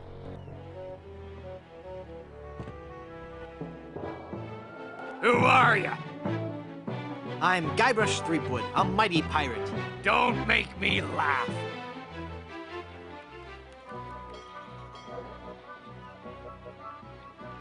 Heaven preserve me, you look like something that's died. The only way you'll be preserved is in formaldehyde. I can't rest till you've been exterminated.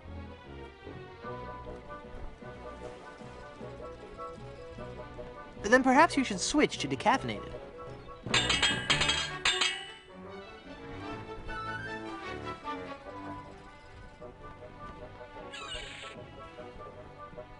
Coming face to face with me must leave you petrified.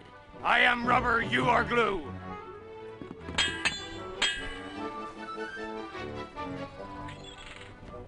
You're the ugliest monster ever created. If you don't count all the ones you've dated. Would you like to be buried or cremated?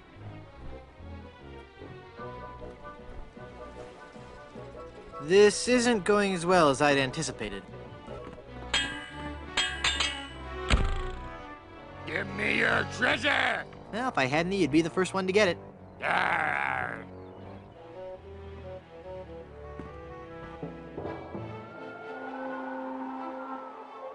You'd best sail away before you get hurt. Give me your treasure and I'll let you live. You won't live to regret this.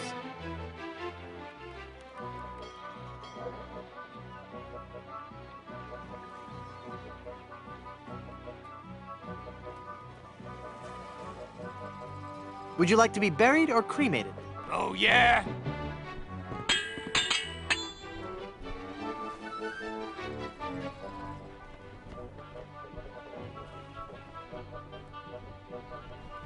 I have never seen such clumsy swordplay. You would have, but you were always running away. I'll skewer you like a sow at a buffet. When I'm done with you, you'll be a boneless fillet.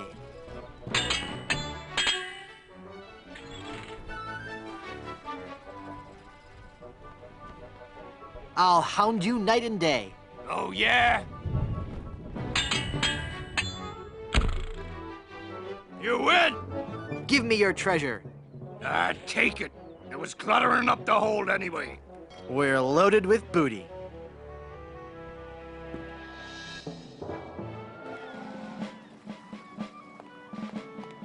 Back again, mister?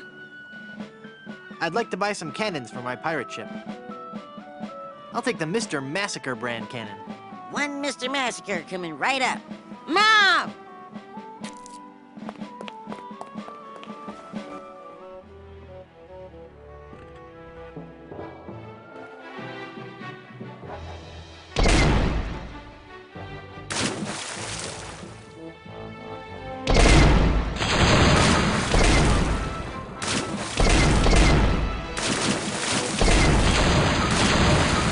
Pox on you for boarding me ship.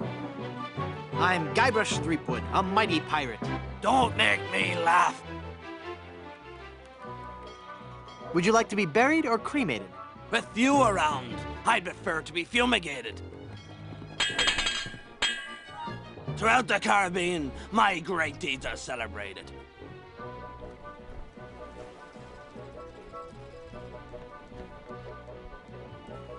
Too bad they're all fabricated.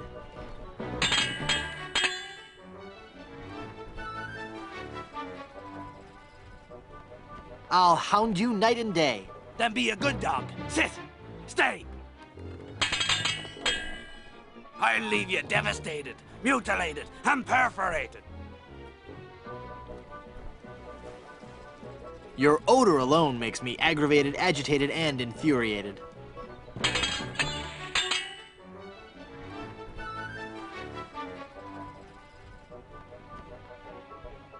Coming face to face with me must leave you petrified. I am rubber, you are glue. You win! Give me your treasure. The treasure is yours. We're loaded with booty.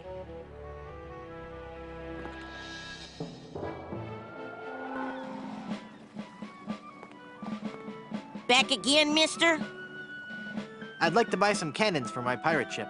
I'll take the Destructomatic T-47. Whoa, mister.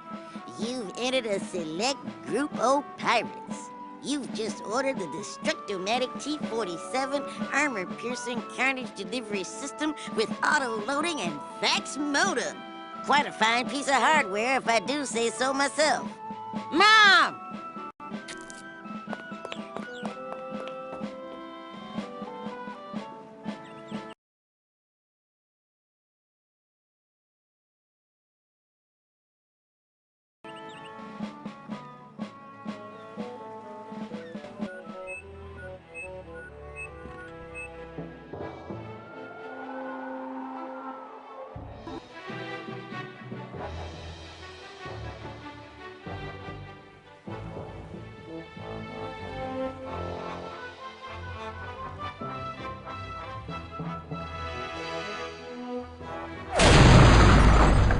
Well, well, well. Look who is washed up on my deck. Give me my map, you fiend. This may prove amusing. Your mother, where's that toupee? I look that much like your fiancé? I can't tell which of my traits has you the most intimidated. Your odor alone makes me aggravated, agitated, and infuriated. You're a disgrace to your species. You're so undignified.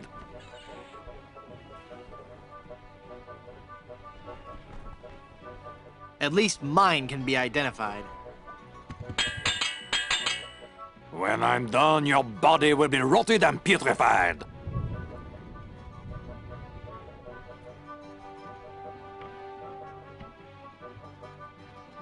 The only way you'll be preserved is in formaldehyde.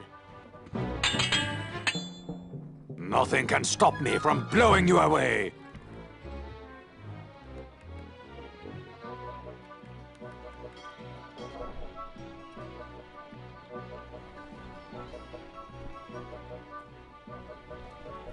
I look that much like your fiancé? I give you a choice. You can be gutted or decapitated. With you around, I'd prefer to be fumigated. My skills with a sword are highly venerated.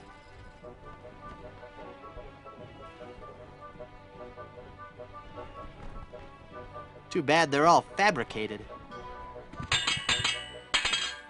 Nothing on this earth can save your sorry hide.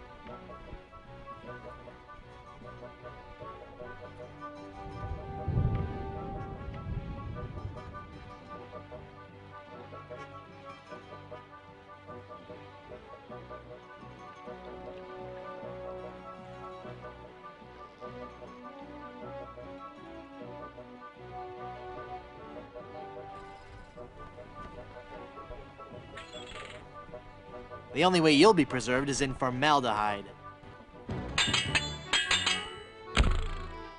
Sacre bleu! I cannot believe it! I have been defeated in battle! So give me that map, take your ship, and skedaddle. You win! You win! You'll get your map back! You were doomed from the start, you kleptomaniac. All right, I give up already. It's no wonder you lost with a sword so unsteady. Merci! I beg you, no more insults, please! Your smell and face remind me of moldy old cheese. Ah! We got the map back. Now we can sail to Blood Island.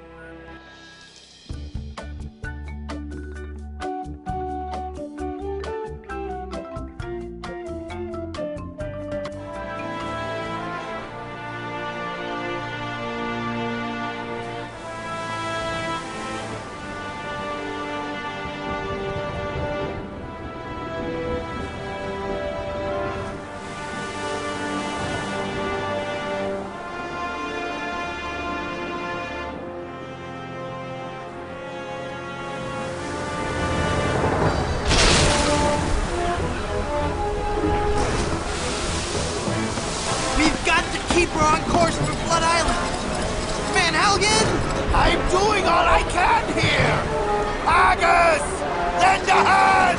I'm barely holding on myself, mate! My God, this wind! She's the devil's own!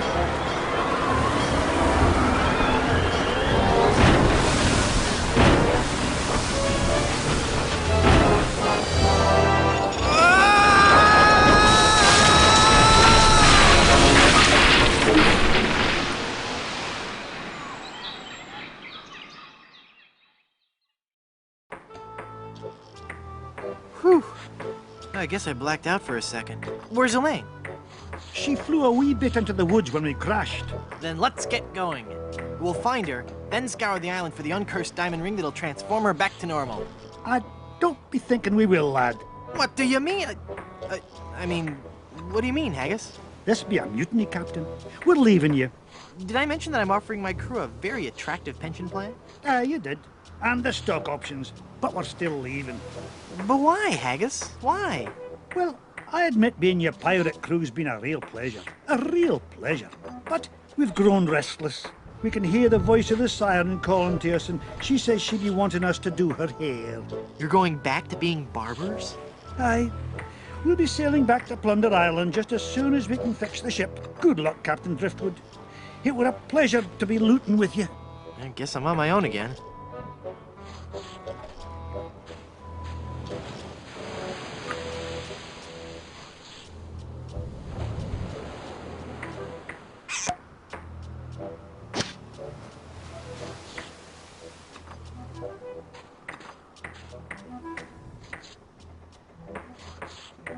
You'd best believe in that. That there hand lotion be for the rough, dry skin that can often accompany ship repair. Haggis? Aye? My, that's a big bottle of lotion you have there. That's right, she be. And don't you be getting any ideas about stealing it. We're sure to be needing it, you see. Carpentry on this tropical climate can and will prematurely age your skin. 'Tis but one of the many hardships a pirate must face daily during this barbarous age. Aye, and if we pirates didn't carry hand lotion aboard all our ships, we'd probably die from the chafing. Wow, if I were doing a history report on pirates and I included that fact, I'd get an A+. We're talking guaranteed A+. And that A+ just might get you into the college of your choice. Think about it. There's no way that I can have even a drop of lotion? Well, maybe we could make a deal. You see, we need to be repairing the ship. She's leaky as a colander. And for some unknown reason, the ship's supplies of tar have been depleted. How the previous crew could set sail without any tar aboard eludes me. But the fact is, unless we get us some tar or something like it, we're doomed to this island for good. Aye, I'd give you the whole bloomin' bottle of lotion if you could find me something to patch the ship so we can be on our way home. I'll let you get back to work.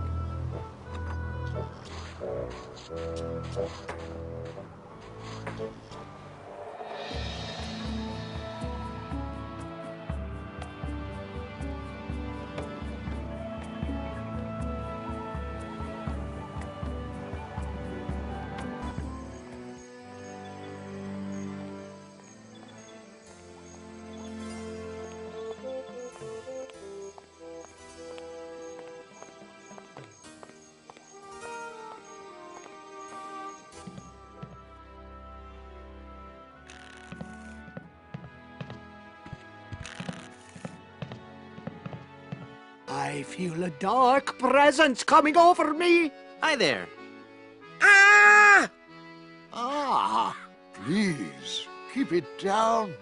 No screaming. Oh, my head.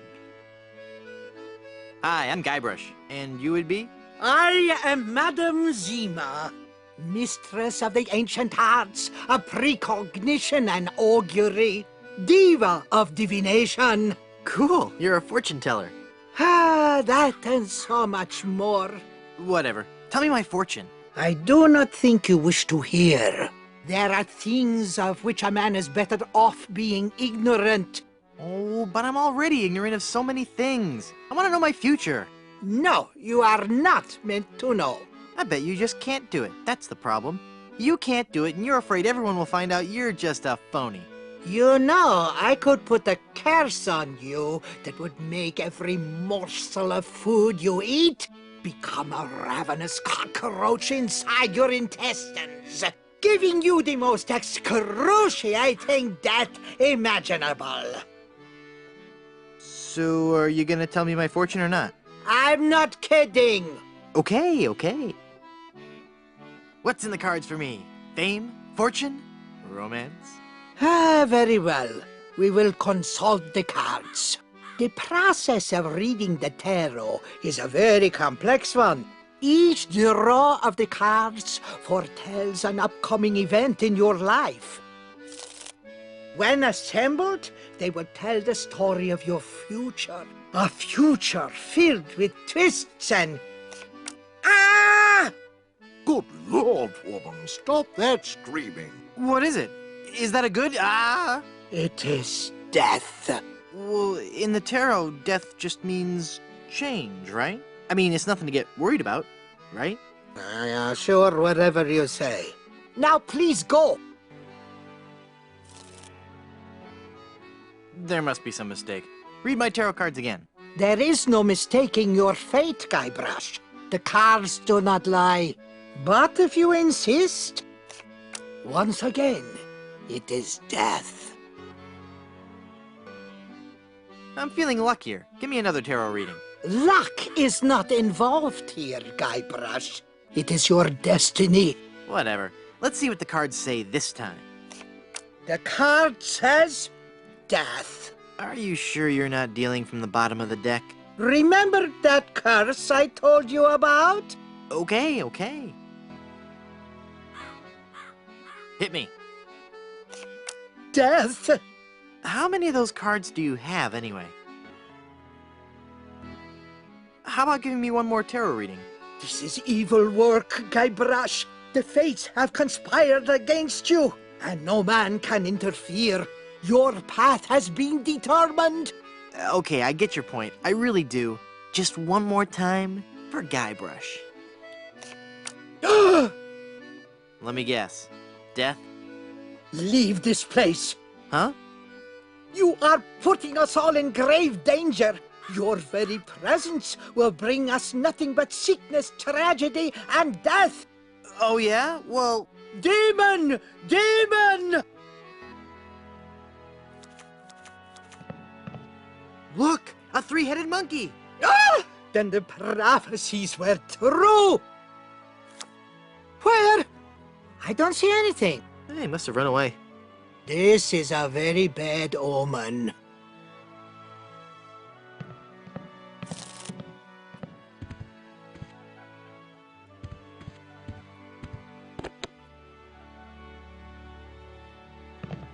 Hi, I'm Guybrush Threepwood, and I'm... Stop yelling. I wasn't yelling, I was just... I've got a terrible hangover. Find something to clear my head and I can talk to you. And keep it down.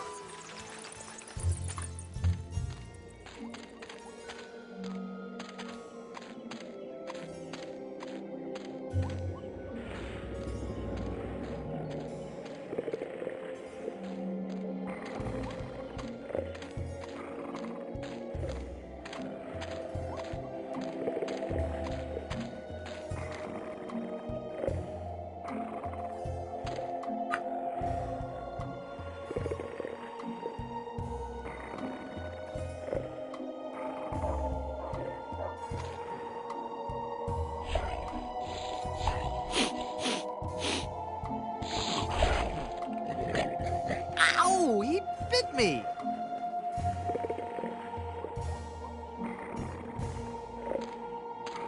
Okay, fella, this won't hurt a bit. Hey, I guess it didn't hurt a bit. He must be shedding.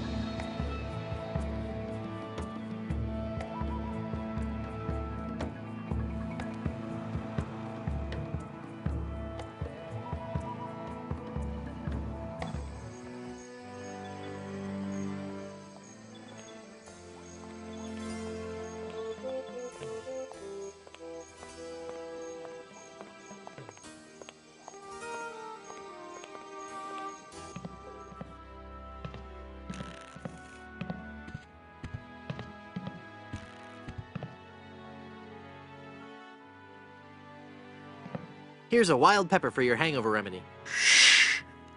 Thanks. I found this egg for your hangover remedy. Thanks. This is some of the hair of the dog that bit me. Thanks. That's all the ingredients I need. Let me quietly mix up a dose.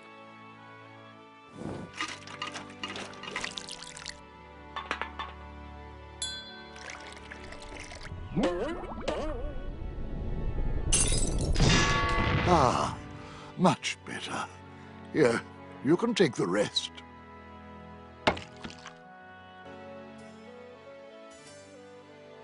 I don't believe we've met. Who are you?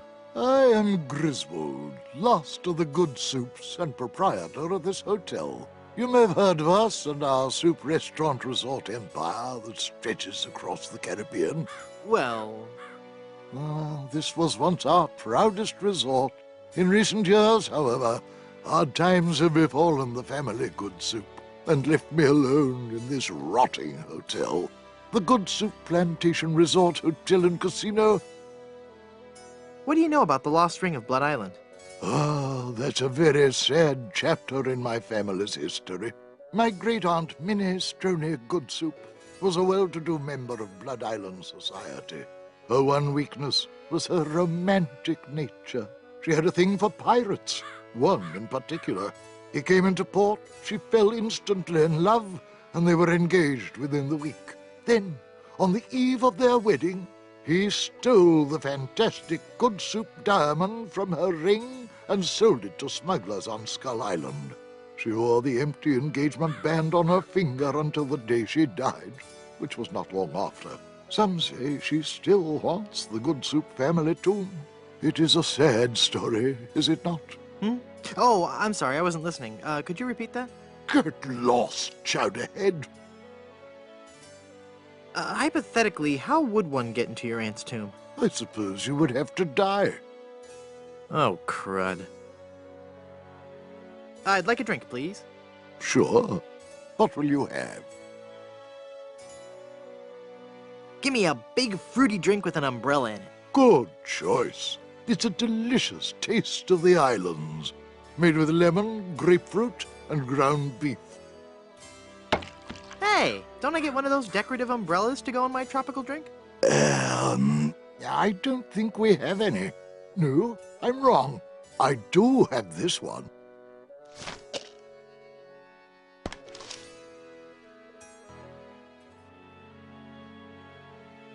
Head be clear, for clearing foggy heads.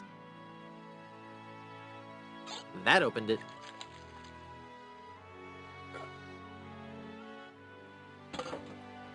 That makes the drink oh so much more appealing.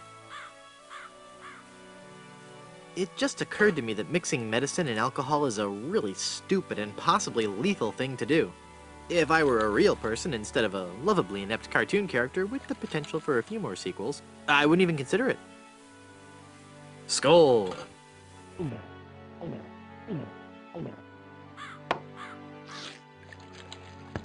That's odd. It's supposed to cause drowsiness. I don't feel the least bit drowsy. In fact, I feel,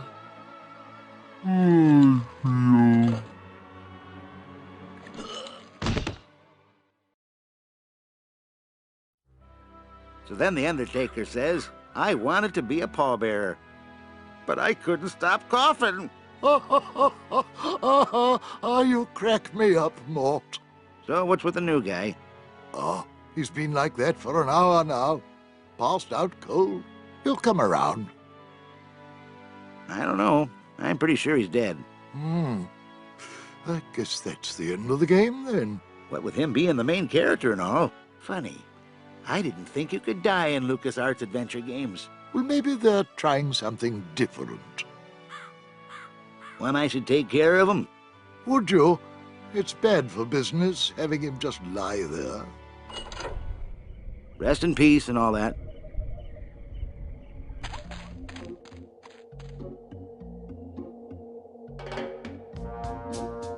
Hey! I'm not really dead.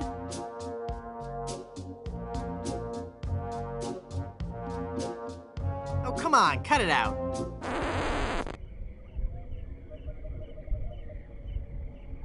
It won't open. I'm trapped. I can't use the mallet with that.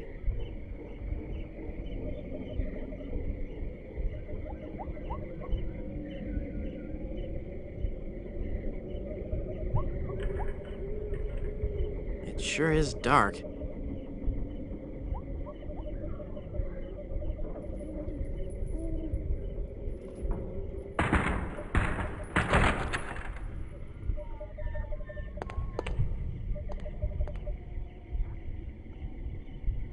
Yikes. Where's that telltale pounding coming from? It's coming from within one of these coffins. From the dead. The dead that surround me. They must know my horrible secret. They'll never let me rest until I've paid for the wrongs I've committed against. Wait a second. I don't have a horrible secret.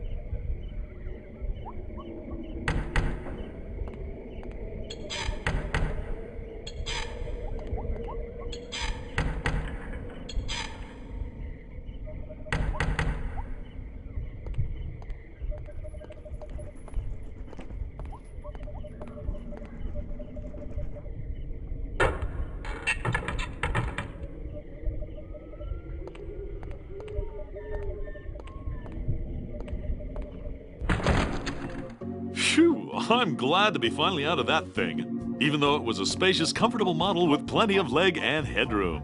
Well, hello there. Say, you look familiar.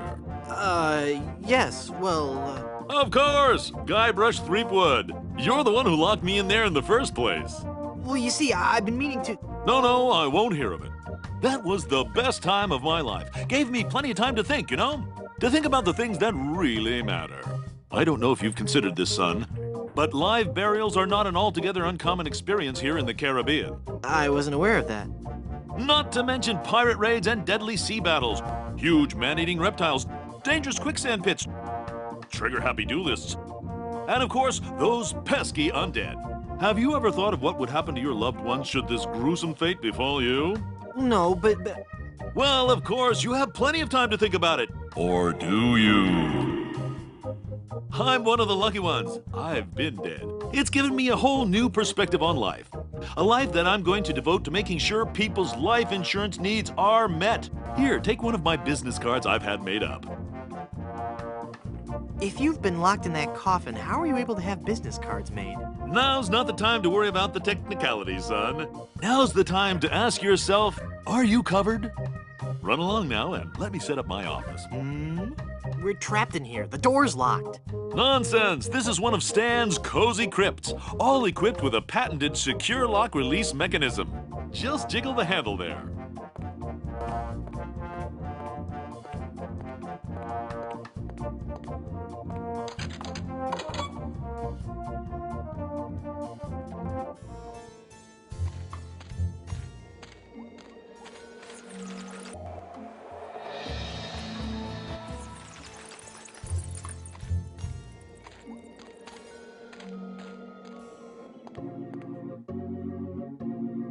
Welcome back to Mutual of Stan.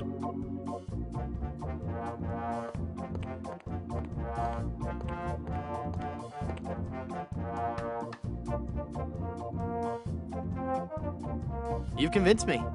I want to buy some insurance. A wise choice, and one you won't soon regret. The question isn't whether or not you can afford to buy an insurance policy, it's whether you can afford not to. Speaking of which, can you afford to buy an insurance policy? Well, how much does it cost? Oh, that depends on a variety of factors. How much coverage you need, how much you're willing to spend, all sorts of highly complicated sliding scale insurance equations and such. But I won't bore you with all that. Just let me ask you this. How much money do you have? Well, I've got these wooden nickels. I see. Maybe I've confused you somewhere along the line. While nothing would please me more to send you out of here, with the peace of mind that your family will be provided for in the unlikely event of your death, I have to run a business here. If you can't at least show me some collateral, I can't give you a policy. This authentic pirate relic. A genuine tooth from an actual pirate. Only one of its kind. Is that real gold? The finest known to man. Not much spit on it either anymore. Now you're starting to speak my language.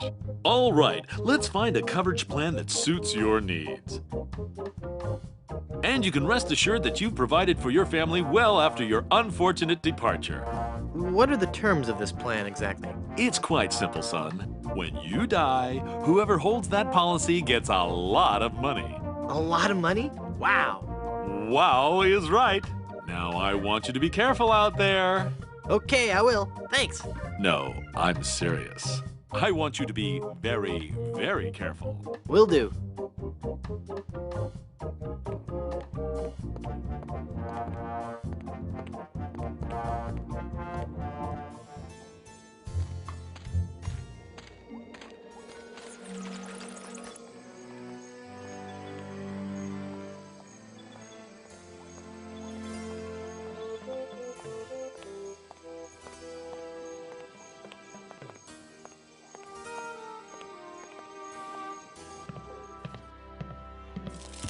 Hi, guys.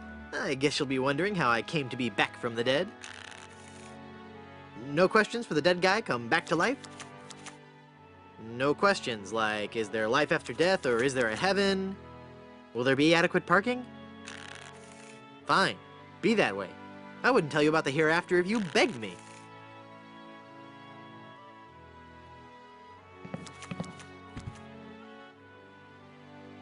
That jar's for my tips. Put it back. But I was gonna put a whole lot of money in it. Too much for me to carry around with me. So I'm gonna have to take it with me and fill it up. Oh, okay then.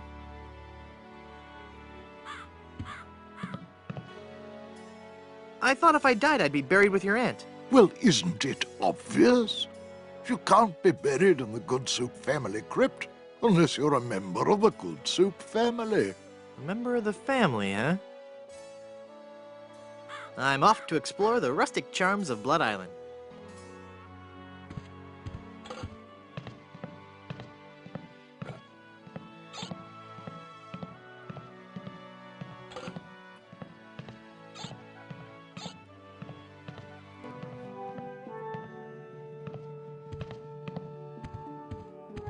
Baron C. Lambert Chowder Good Soup, pioneer of crouton technology. He looks a lot like the guy at the bar.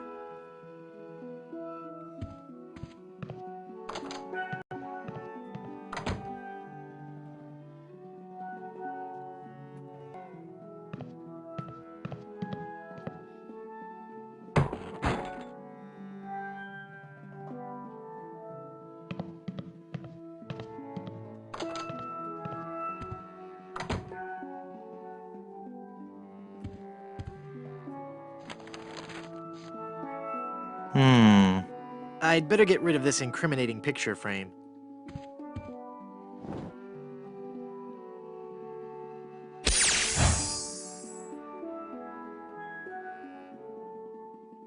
What?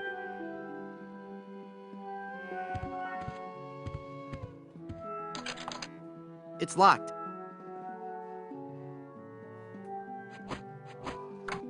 I guess I'm better at this pirating thing than I thought. It worked.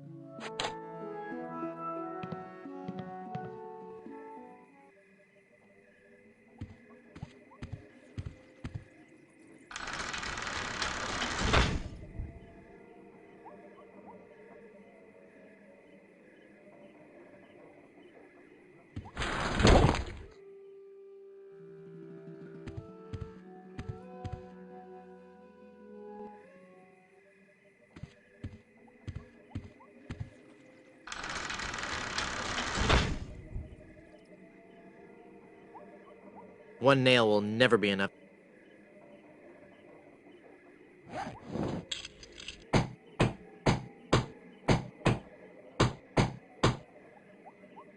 I'm not sure if that's strong enough to hold it.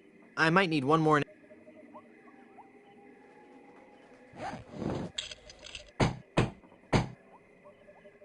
There. The bed has been nailed down. That ought to do it.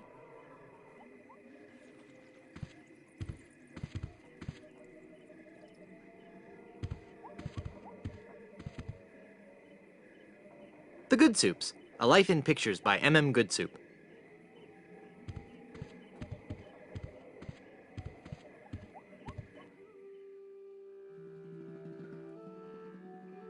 There, I've cut out the face.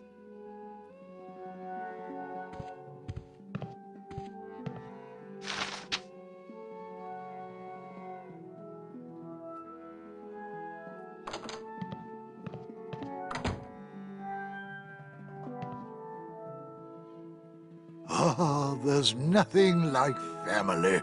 No matter what may happen in the topsy-turvy world of the Caribbean resort business, I can always relax in the knowledge that I come from good, wealthy stock.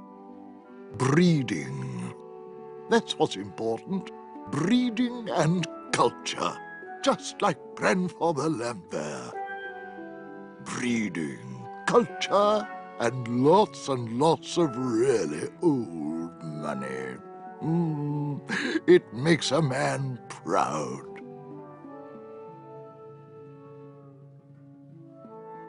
It's funny. I don't remember Grandfather Lambert as looking so common. Oh, weird. It's like his eyes follow me. Pictures like that really creep me out.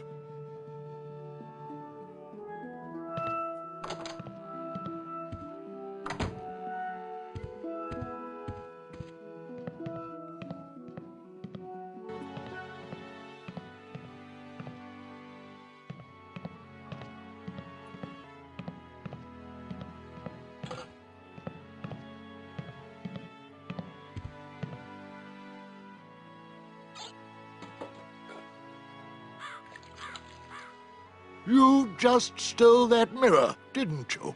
No, I didn't. It's right there, look. I guess you're right. Oh dear, I'm starting to look old. It's from all that drinking. Mind your own business. Uncle Griswold, it's me! Don't you recognize me? Recognize you? I've never seen you before in my life. What is your name? Hearty beef and potato. Hearty beef and potato? I come from good Irish stock. I don't recall having any relatives with that name. Look at me. Don't I look just like a good soup? Now that you mention it, you do bear a slight resemblance to my great-grandfather, C. Lambert Goodsoup. Clammy? Why, folks back home used to tell me all the time. You're the spitting image of old Chowder Goodsoup. You know, I think you're right. I wonder why I didn't see it before.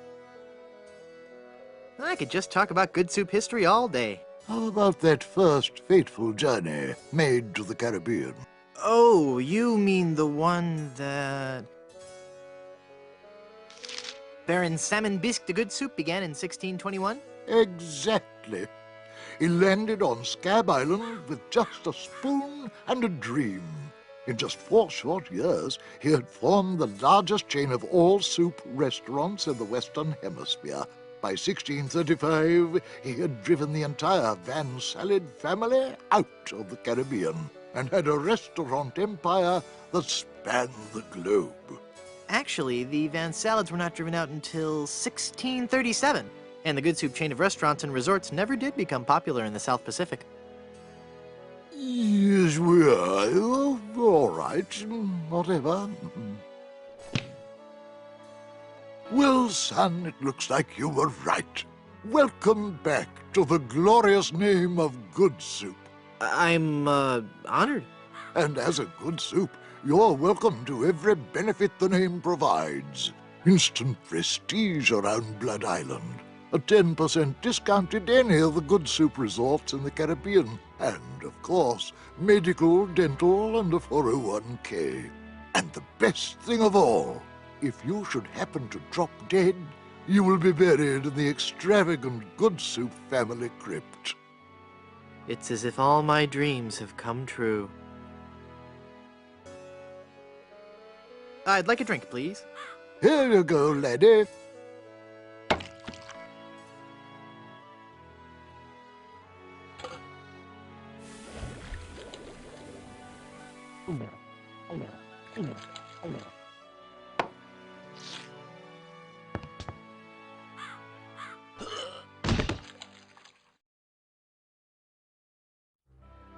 Oh dear, he's had a sudden and completely unexpected relapse of death. And just as we were getting reacquainted, as his kinsman, it is my duty to give him a proper burial. It is my solemn vow. Young, hearty beef and potato shall be buried in the Good Soup family crypt. All right.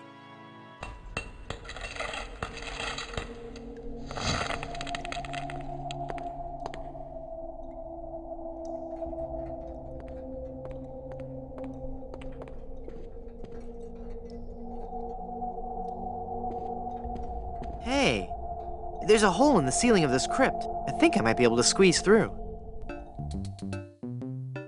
Wow, it's a tunnel that opens on a deep, dark forest. It looks familiar somehow. As if I've seen it in a dream. Or maybe it's... I don't know. Great jumping monkeys! A terrifying horde of stunningly rendered rabbit jaguars. They're coming right at me! Whew. It's a good thing I couldn't get through that hole. I'd be done for.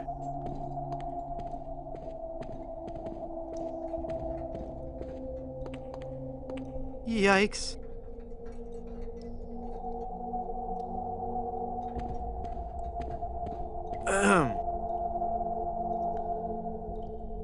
Oh, hello there. Who are you and what are you doing here?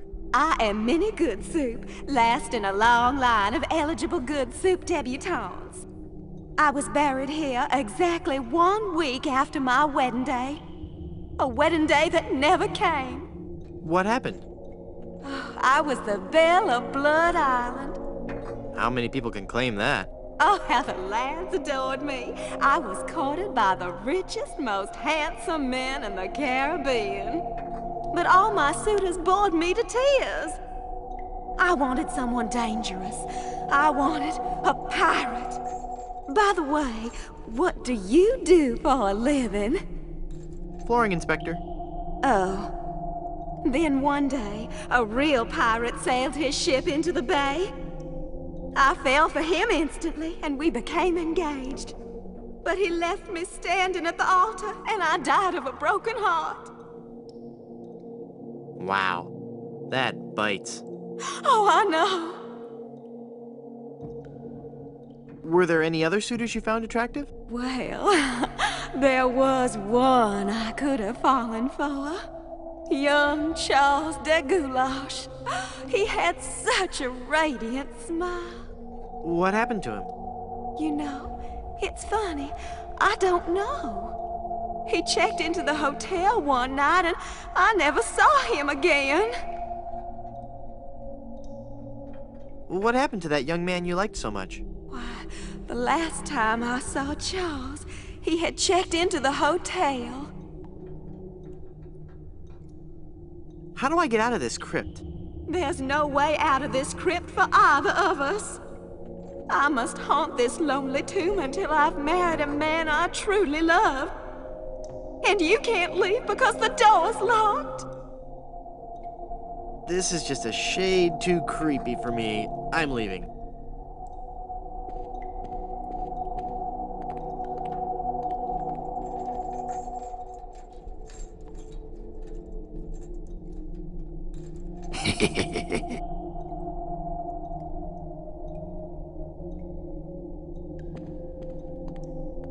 This is going to die!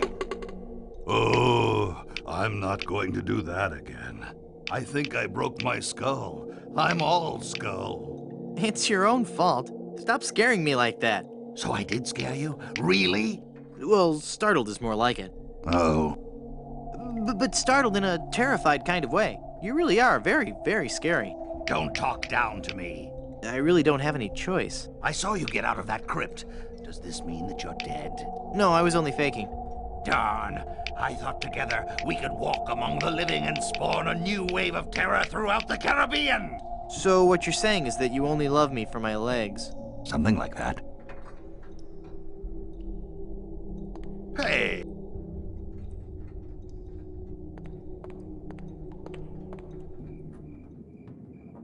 Hey, mister! Help! What? Who's there? Who said that? Who's scaring poor old Mort, the gravedigger? There's been a horrifying mistake. I've been buried alive in the Good Soup family crypt. All right. This joke has gone far enough. You kids should be ashamed of yourselves. It's no joke. I'm really trapped in here. Crazy kids with your long hair and your Baroque music. Fool me once, shame on you. Fool me twice, shame on me. I'm gonna go sulk in the darkness now. Have a good time.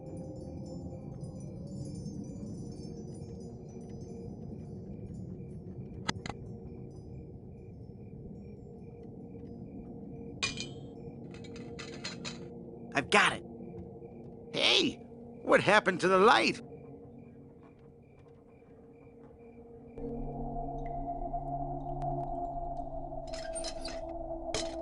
Murray, do your stuff. Okay. Boo!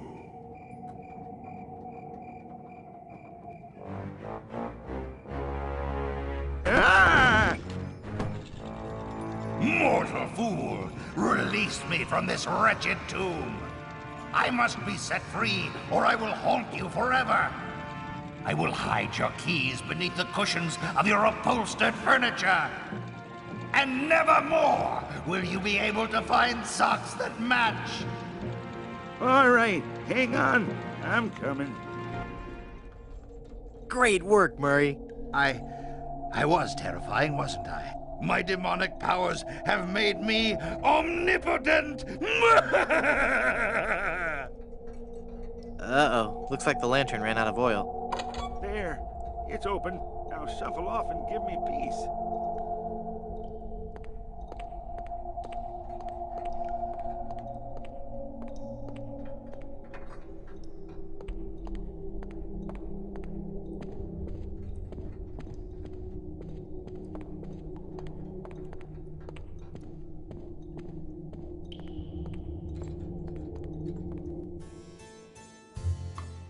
Well, Murray, are you ready to continue our heady adventuring? Murray? Where'd he go?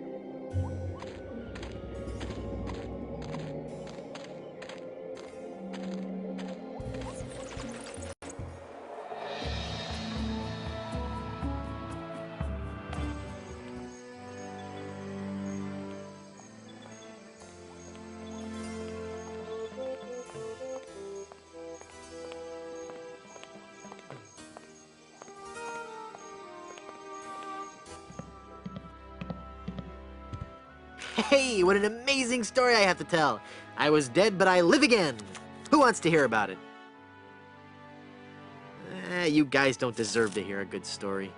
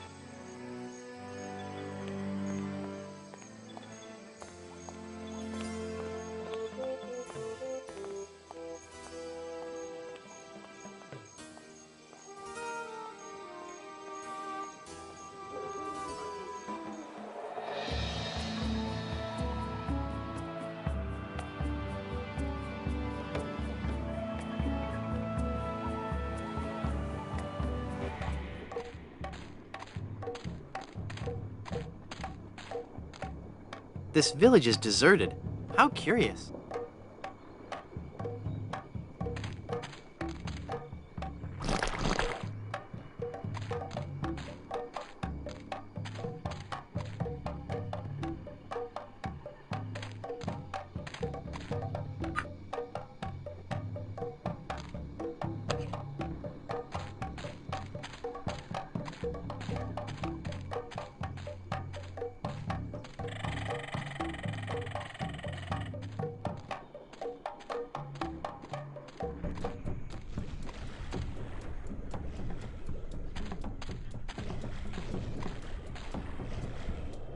I'm Guybrush Threepwood, a mighty pirate.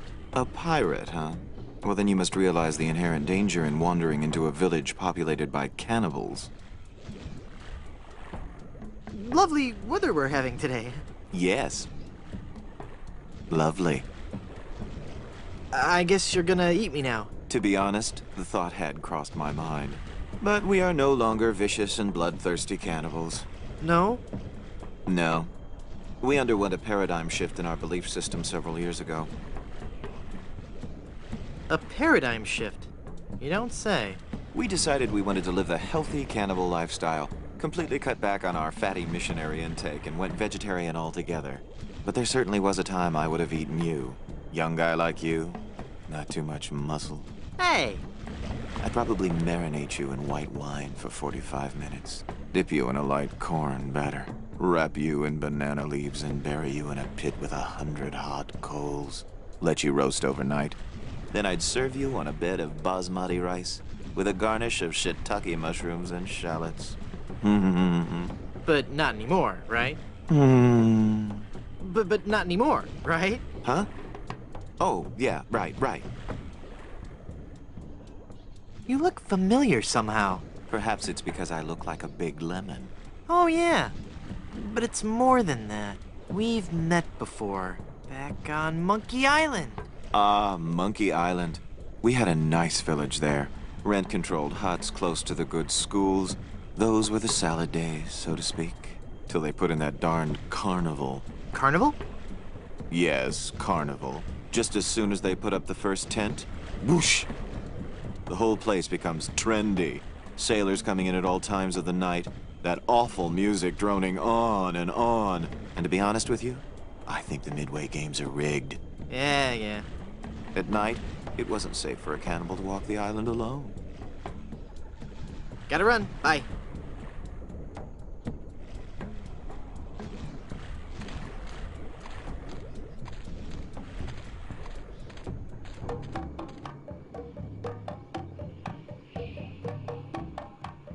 That looks like a mask.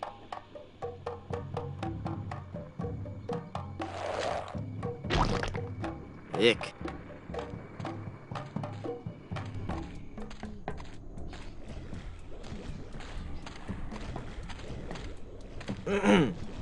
Finally, you're here.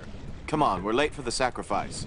God of the volcano who resides in Mount Acidopolis, accept this sacrifice we make unto you. In the form of flesh with high amounts of fiber and wholesome cellulose, free of all fat and trans fatty acids, so that it might nourish you and bring your favor upon our humble village, and not upset nor agitate your ulcerative caldera. Okay, boys, toss him in. You've been a wonderful audience. Thank you, and good night.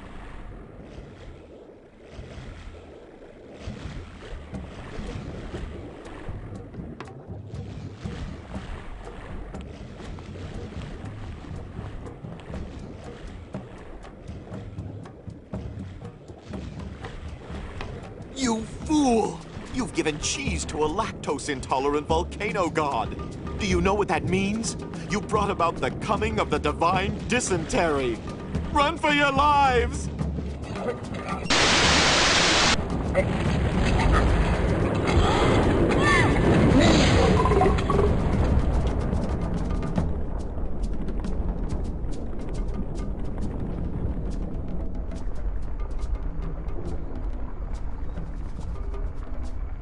Wow, that was more spectacular than I'd hoped.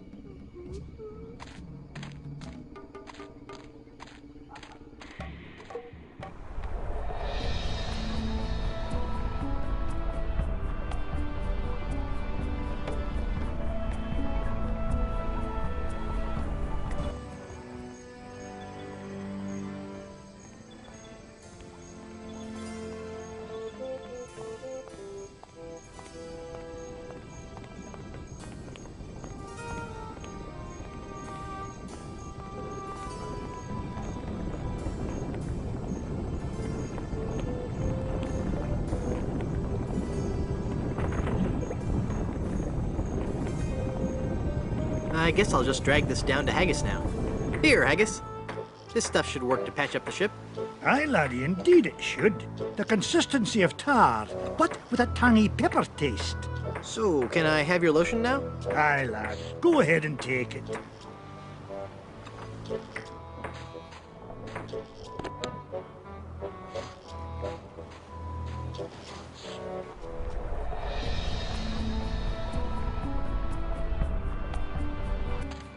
Elaine looks like she's all right.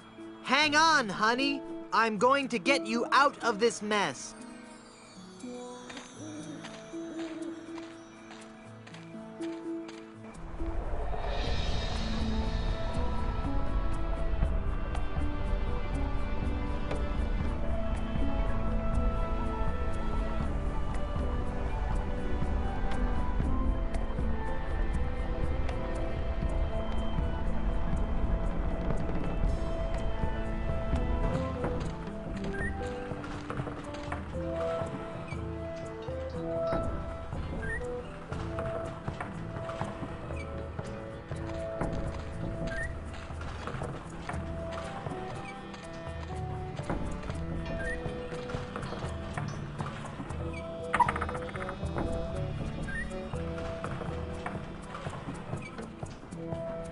It's full of fermenting sugar water used for making rum.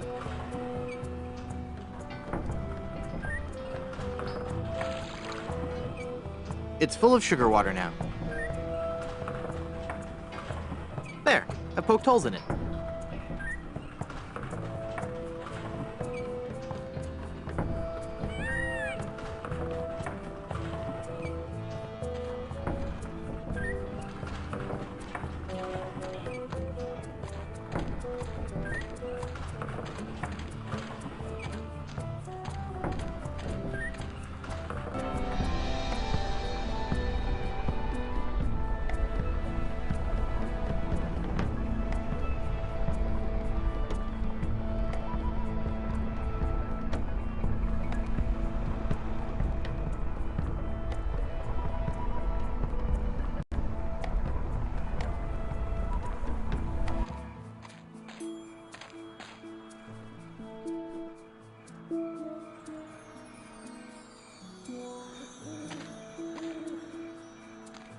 It's full of yummy, delicious sugar water. Bet that water sure tastes good.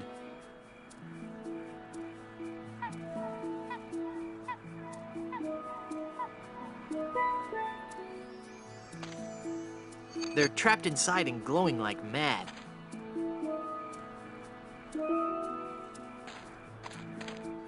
It's that accursed... Let's see if this slippery, greasy lotion does the trick. That should do it.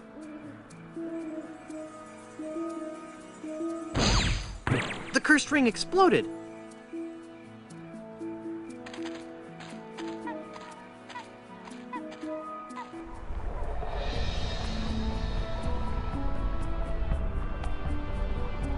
Boy, it's windy up here.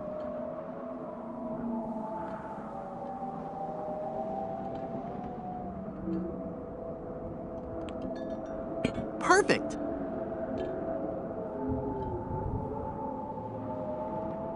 The lighthouse is working now.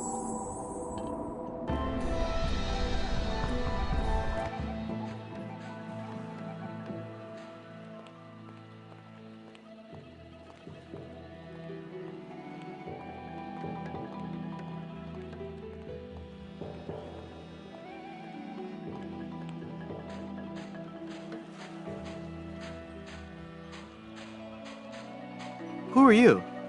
I am the lost Welshman. Ooh. I am the ferryman between here and Skull Island. Trapped for so very long in the icy ocean mists. Oh, how I hate that blasted mist. Really? I like mist. I think it's pretty. Well, sure, mist is pretty. But egad, is it dull. I'd like a ride out to Skull Island, please. I will risk these rough waters no more. For too long have I rocked in that watery cradle of death. Freaky imagery. Whatever. Anyway, I'm not going out there again until I'm sure I can make it there safely. I need a compass. How will being able to draw perfect circles get you out to Skull Island? Not that kind of compass. The directional kind. If you find me one, I'll take you to Skull Island.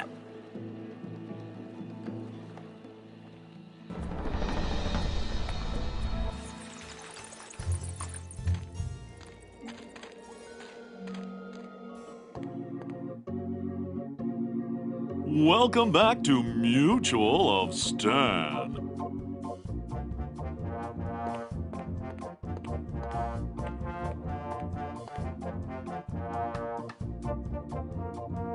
I'm cashing in this insurance policy. Give me a lot of money. But this is a life insurance policy. You collect when the policyholder dies. No, honest. I was dead for a really long time. And you just got better? Well, yes. Do you have any proof of this miracle? As a matter of fact, smart guy, I've got your proof right here. A death certificate. Well, this must be some kind of mistake. It's right there in high-res black and white. I died. Give me a lot of money.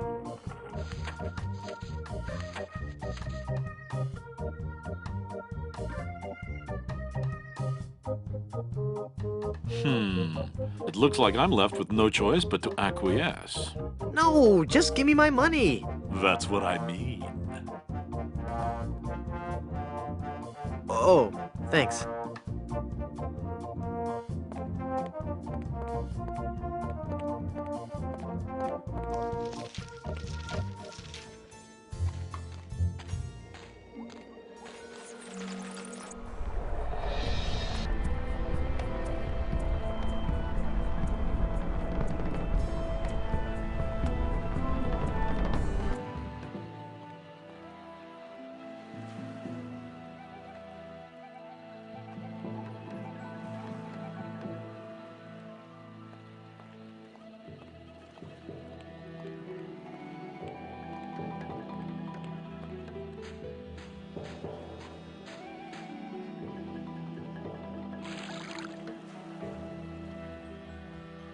It's full of seawater.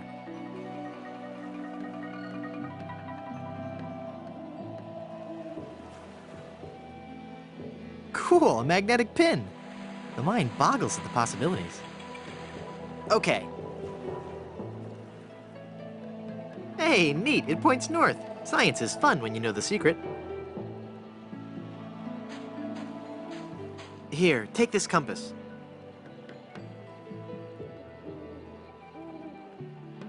This is a compass? Will it work? Of course. See how it points north? Wow, that's incredible. How'd you do that? It was nothing. I'd like a ride out to Skull Island, please. All right, let's go.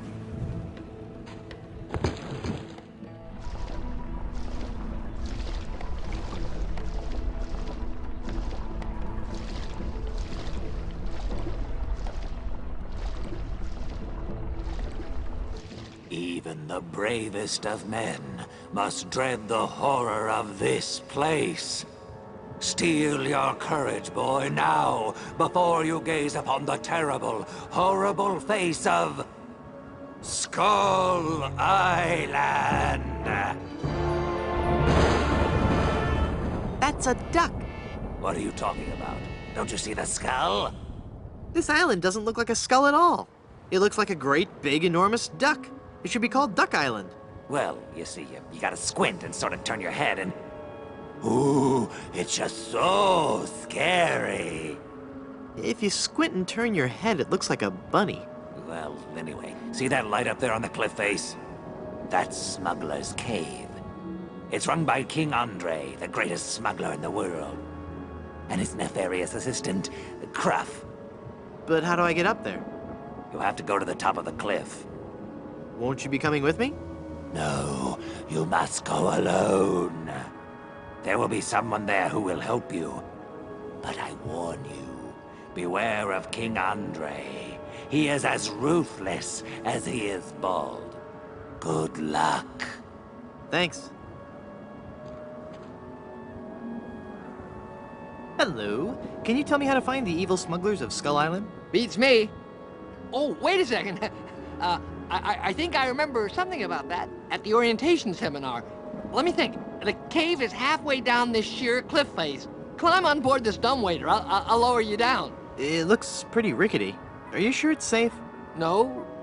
Never used it before, but I'm sure it can't be that dangerous. I'm a temp here. The usual elevator operator, Braunbeard, he's sick, so I'm filling in.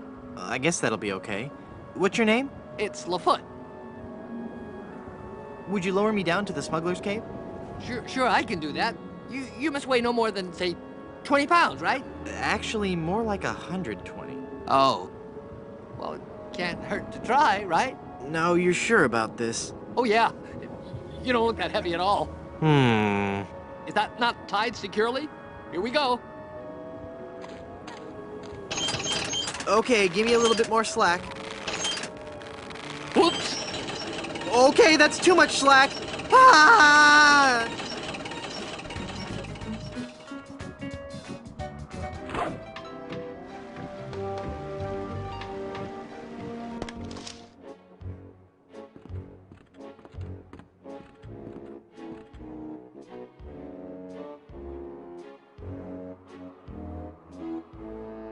Hi there, neighbor. Got any diamonds? Wouldn't you know, but I'm fresh out. Go away. Darn. Let me try that again.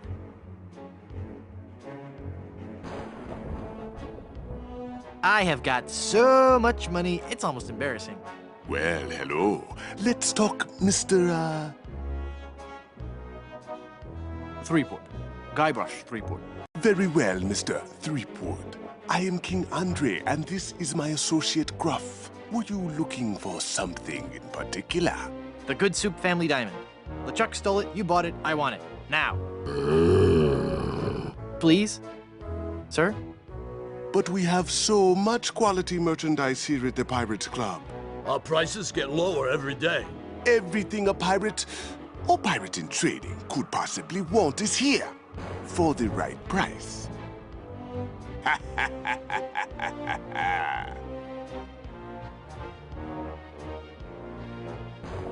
I don't get it.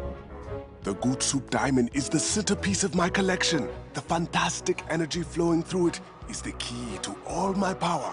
So, can I have it? Of course you can't have it. Unless you were to give me something in return.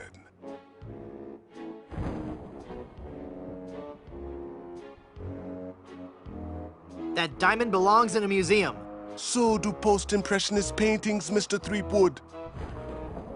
So do post-impressionist paintings. What the heck is that supposed to mean? One day, you will understand.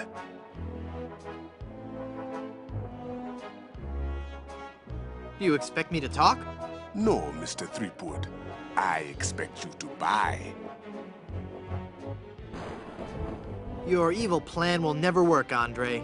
But it is flawless. A carefully placed series of charges laid throughout Blood Island, all controlled by a network of satellites in geosynchronous orbit. And only one man has access to the master switch. Boss. I am that man, Threepwood, and... Boss? Yes, Mr. Gruff. Ixnay on the evil Longplay? Ah, yes, of course. You're a madman. Am I mad? Am I?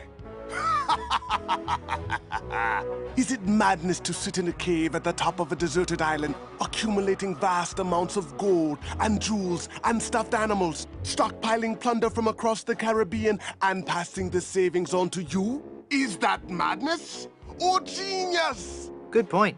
I take it back. I'm not crazy. My prices are. Maybe I'll just take a look around.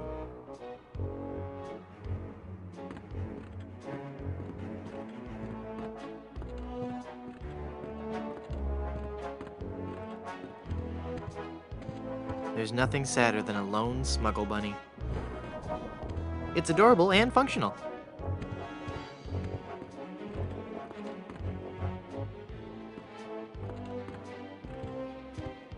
Even packed into confined spaces, they're still adorable. I couldn't help noticing those adorable smuggle bunnies. Ah, the smuggle bunnies, one of our most popular items. Each one comes with a cleverly hidden pouch just above the small intestine. Great, I'll take one. None of them contains the diamond. Oh, never mind. How about toys? Do you have any toys? As a matter of fact, a new shipment just arrived yesterday. They're sure to be bestsellers. Here, take one. You're the best shipmate ever. Land ho, sailor. Let's build a sand castle. I'll be haunting ye into the hereafter. I really had my heart set on that diamond. As you wish. You are a formidable opponent, Mr. Threepwood, but it looks as if our game of cat and mouse must cease. It is a perfect diamond, one of the largest I've ever seen. I'll take it. And so it comes with a very large price. Enough with the hard sell. How much? It will cost you an awful lot of money. Do you have that much? Well, I have a lot of money. Not enough. My partner is right. We can't give it to you for anything less than an awful lot of money. But perhaps we can make a deal. My partner and I are very fond of cards, poker in particular. How about a little wager? If you can defeat us at poker, you win the diamond. Sounds fair. Yes, fair. Could you stop laughing like that? It's very unnerving. So, Mr. Threepwood, the question is to you. Care to join us in a game of cards? Sounds fun. Deal me in, Baldy. You will have to pay to enter the game. Well, how much do I need? Not very much. Sure, I can handle that. This is a lot of money. I better only give them part of it. Have you ever played poker before, Mr. Threepwood? No. Would you believe this is my very first time? Then I'll give you a brief explanation. The game is the simplest variety of 5-card stud. I deal 5 cards to each of us. We show our cards to each other, and the player with the best hand wins. Well, how do I know what makes the best hand? If you have any questions, just ask us. You do trust us, don't you? Of course I trust you. Very well.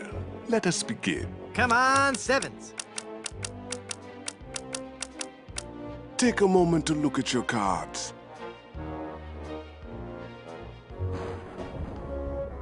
Two of spades, 3 of hearts, 4 of clubs, 8 of clubs, and king of diamonds. What a terrible hand.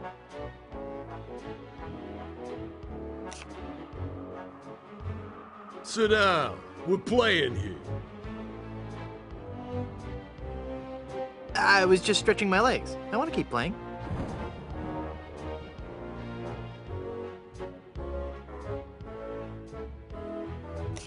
I've got a really terrible hand. Apparently, good fortune is not in the cards for you. I thought we agreed you weren't gonna laugh like that anymore. I have a full house. Aces over kings. You lose. Perhaps you should try again. You bet! I'm gonna win that diamond. Put up your side of the wager, Mr. Threepwood. Very well. Let us begin. Come on, sevens.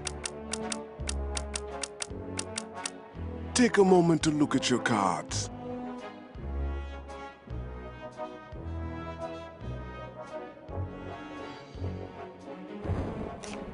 Five of a kind. Right there.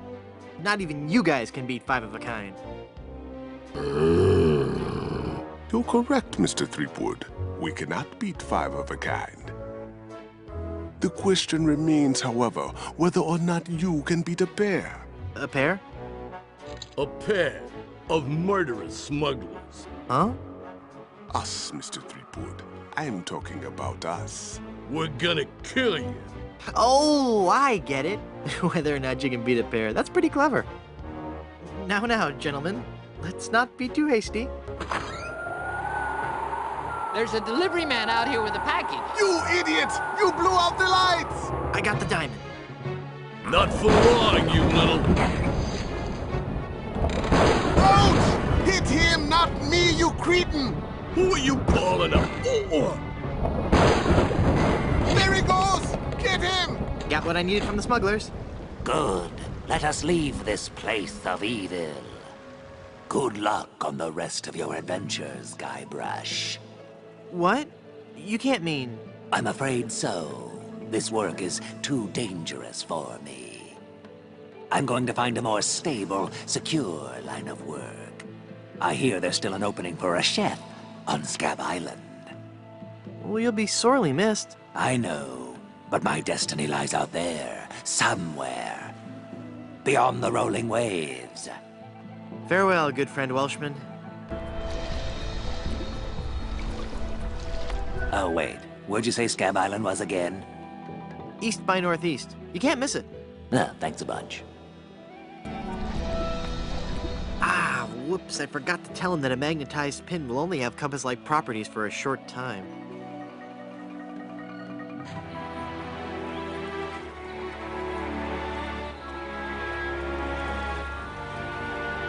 Have you found her, you cadaverous canine? Yeah, nope. Nope, she's not on Plunder Island, Captain LeChuck. Then scour the seas, you ossified rats! Hunt them down, then bring them to me. Find me Guybrush Threepwood. It's with him that you'll find Elaine. Burn down every island in the Caribbean if you have to. but bring me my bride! And more slaw! Curse those villains! They never give you enough slaw with these value meals.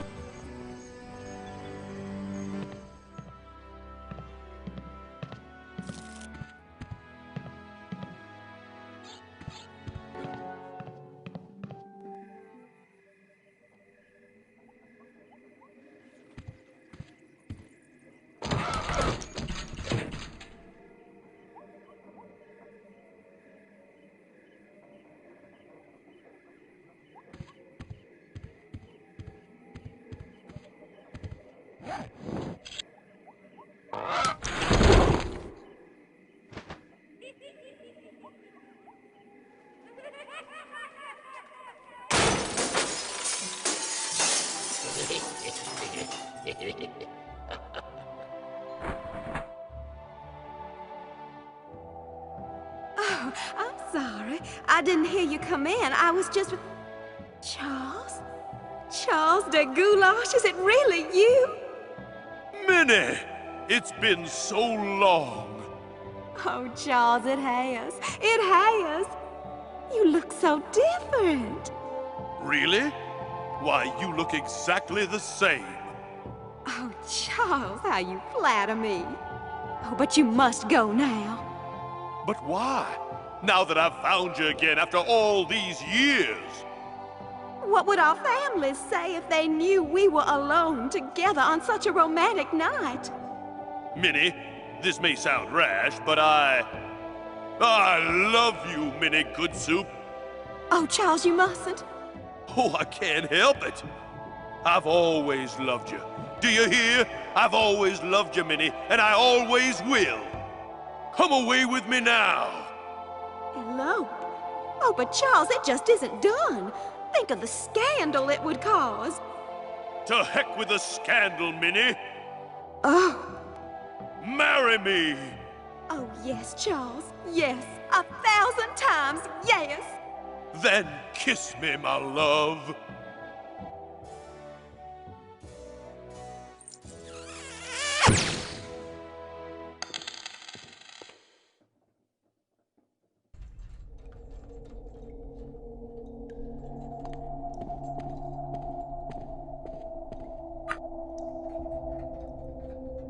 It's a massive diamond engagement ring.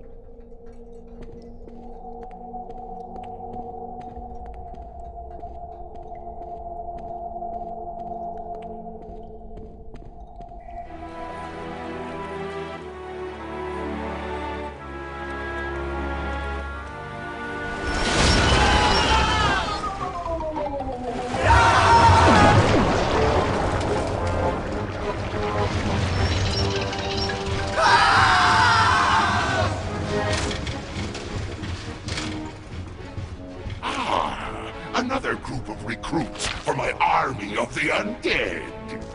Now, how goes the search for my bride-to-be? Where's Dingy Dog? I found him! I found him! Yeah.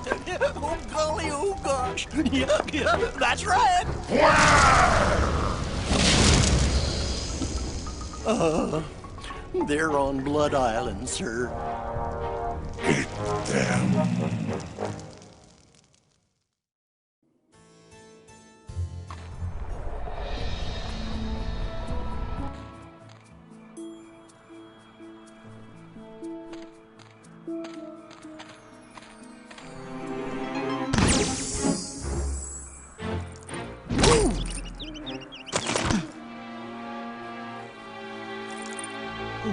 Elaine, are you all right?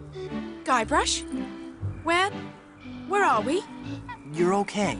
We're on Blood Island. LeChuck's ring had a terrible curse on it, but I put everything right. You're safe and everything's gonna be fine. Just fine.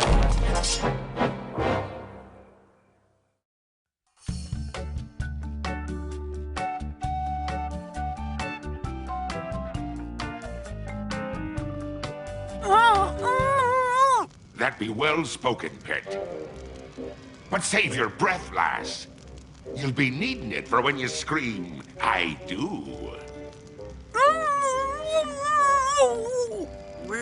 Where are we? Don't you be remembering this place, Threepwood? 'Twas not long ago that I trapped ye here to suffer tortures most foul. Wait, I can remember. I've seen this place before. In some terrible nightmare. 'Twas no mere nightmare, Guybrush. Search your feelings. You know it to be true. Oh no, it can't be. But it is. This is the Carnival of the Damned. Aye, the Carnival of the Damned. You fiend, why have you brought us here? There be two reasons, you pathetic privateer. I be intending to torture and kill ye. And I'll be giving Elaine a treasure. You're wasting your time, LeChuck. Elaine's love can't be bought. Ah, but this be a very special treasure. This be the fabled treasure of Big Whoop. Big Whoop? Aye, the very pirate treasure you were searching for before I caught up with ye. What's so special about the treasure of Big Whoop? Isn't it just like any other pirate treasure? I see. Ye do not yet know the dreadful power that be Big Whoop. I guess not. Quake in fear, Threepwood, when I tell thee that Big Whoop be a damned portal to a demon netherworld. Okay. The treasures of Big Whoop be the very gates of hell themselves. Yipe. But how will Big Whoop make Elaine love you? Elaine shall pass through the hoary gates of Big Whoop, just as I once did. Down to the inky blackness of the infernal nether regions. For you see, Big Whoop gives those who pass through it the greatest gift of all. Immortality! But at what cost? Cost? Granted, people may find me a bit unapproachable now. And the smell does take a while to get used to. But it'd be worth everything now that I have the power to make Elaine love me. But if you kill Elaine, won't she hate you even more? Aye, at first. But soon she'll be understanding what a grand gift eternal life be. And besides, the dating pool be surprisingly small when you're the living dead. She'll just have to give me another chance. This whole amusement park, why? The Big Whoop Carnival was my most brilliant idea. Once I had the power of Big Whoop at my command, I could make Elaine mine at last. I see. But again, why an amusement park? I'll be getting to that.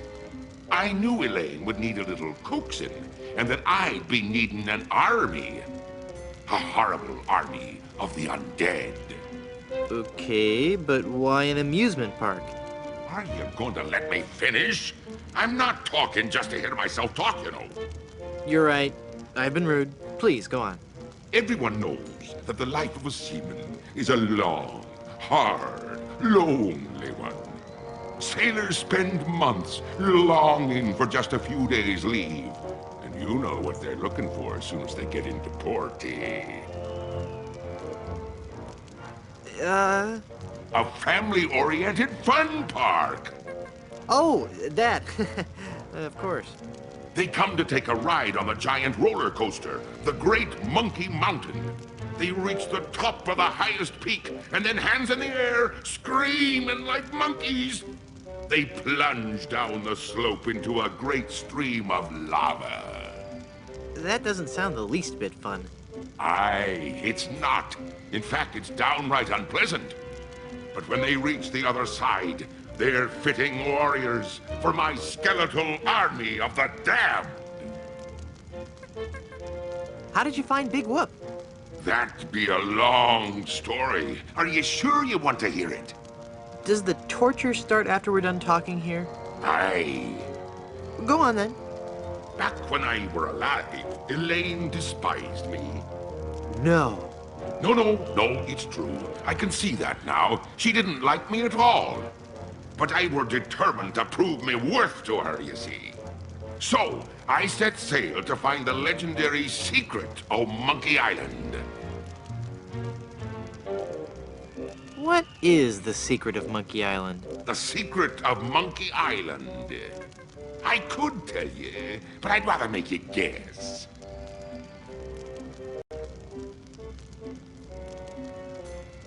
That a sequel can never be as good as the original? Lies! Filthy, dirty lies! No, it goes much deeper than that. It's an ancient secret, closely guarded by the natives and pirates who happen to... You don't even know the secret of Monkey Island, do you? No, not really. All right then. Let's get on with your story. A few days after setting sail, my ship was caught in a terrible typhoon and was torn apart. I would have drowned, but some friendly sharks found me and set me ashore on Blood Island. There I was, marooned, with no hope of winning Elaine's heart. I thought my luck had run out, but one day a ship made port at Blood Island. 'Twas the ship of one Captain Marley, Elaine's own grandfather. I struck up a conversation with Rum Rogers Sr., first mate on the ship. And for the price of a few drinks, I learned that they had the map to the legendary treasure of Big Whoop. Although I had no ship and no money. Hold on. I'm sorry, were you saying something? Although I had no ship and no money, I planned to beat Marley's crew to the treasure and take it for myself. I didn't have the money to buy a new ship, but I still had my greatest asset. Your immunity to soap? But I still had my greatest asset. That indefinable Chuck charm. One of the rich young debutantes on Blood Island was helpless against it. After a week with me, she would have followed me to the grave. Unfortunately for her, she didn't get the chance. I pried the diamond from her family's engagement ring and sold it to some cutthroat smugglers for the cost of a new ship. You scoundrel! I've been called worse.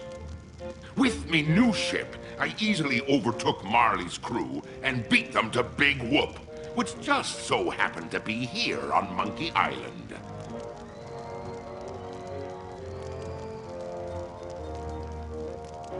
What happened to Captain Marley and his crew? Their ship arrived at Monkey Island a half hour after mine. But they were too late to stop me from claiming me prize. And they watched me pass through the portal of Big Whoop. Craven cowards that they were, the power of what they saw overwhelmed them. They fled the island in terror. Marley tore his treasure map into 4 pieces and gathered his crew around him. There was Rum Rogers Sr., the first mate, Rapscallion, the cook, and young Lindy, the cabin boy. Marley gave each a piece of the map, keeping one for himself. They promised to guard those map pieces with their lives. I saw to it that they kept their promise. They were the only people alive to know about Big Whoop. What happened to Rum Rogers Sr.? He was taking a bath in his cabin near Fat Island, drinking rum and eating toast, as he always did while bathing, when the toaster mysteriously fell into the tub with him. Shocking. His son inherited the map piece, but was too much of a drunkard to understand its importance. What happened to Rapscallion, the cook? Rapscallion died in a flash fire in his weenie hut on Scab Island. That's right! I brought him back to life with a voodoo spell. I remember it so vividly.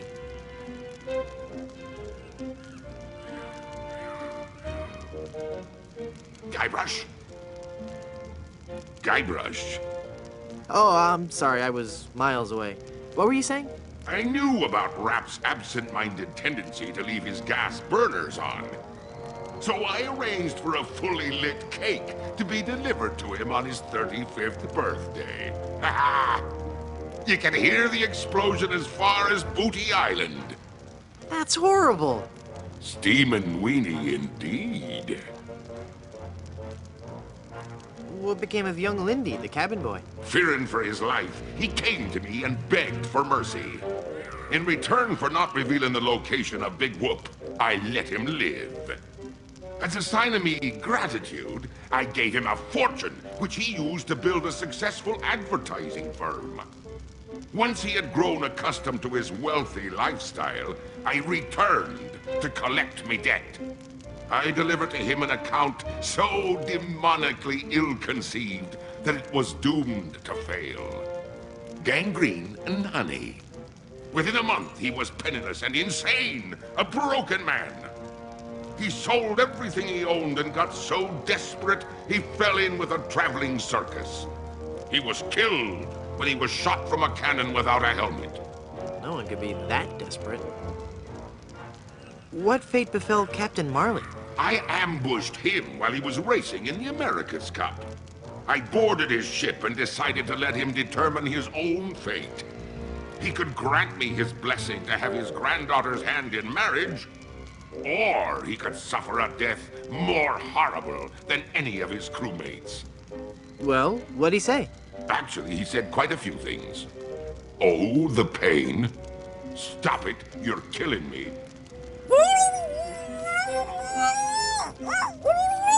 Some other things, I forget them all. I left him for dead and sent his ship into a whirlpool not even the most accomplished captain could escape. You're unbelievably ghastly and wretched. Ooh, thanks. Ah. Elaine will never marry you. She loves me. She does not. She loves me. Nuh-uh, she loves me. Does not. Anyway, Elaine really loves me. Does not. Does two love me? Does not. Does two infinity? Does, ah! Curse you and your diabolical debate skills.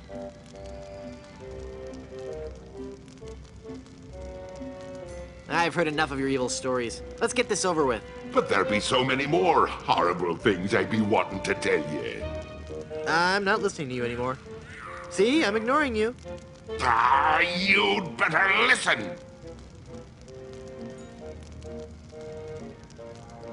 La la la la la la, I can't hear you. La la la la la la. Very well, Fleetwood. If you're going to act like a child, I'll help you get in the mood. I think you deserve a timeout, young man. Uh-oh.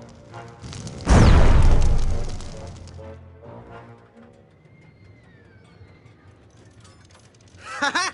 It's not locked. Your plan was flawless, LeChuck, except for one minor detail. That will be your downfall.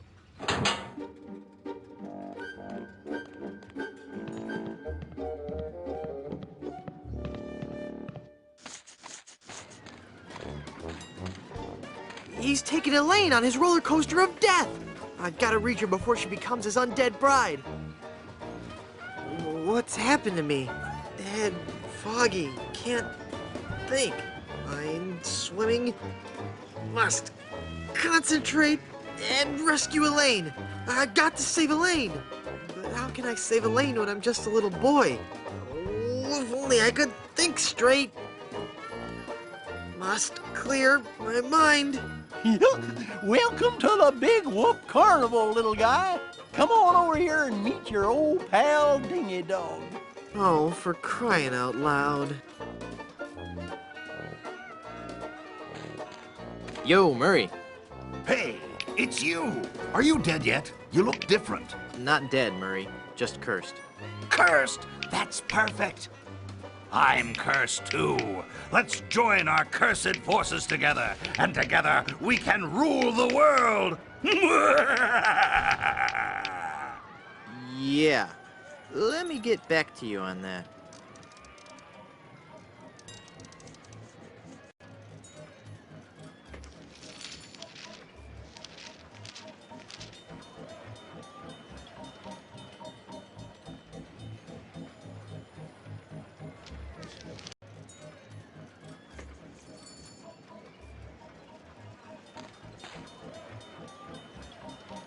How can I win one of these fabulous prizes? Well, that's easy, matey.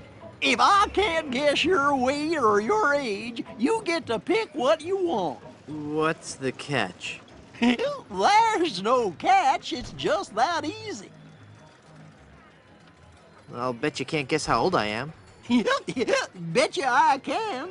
A little fearsome buccaneer like yourself must be 7 years old. Ha! Wrong. I just so happen to be 20. Well, do you have any proof for your old pal Dingy Dog? You calling me a liar? You bet I am. I have my proof right here. Scum Actors Guild membership card. Guybrush Threepwood, age 20? I suppose you're right. Pick your prize.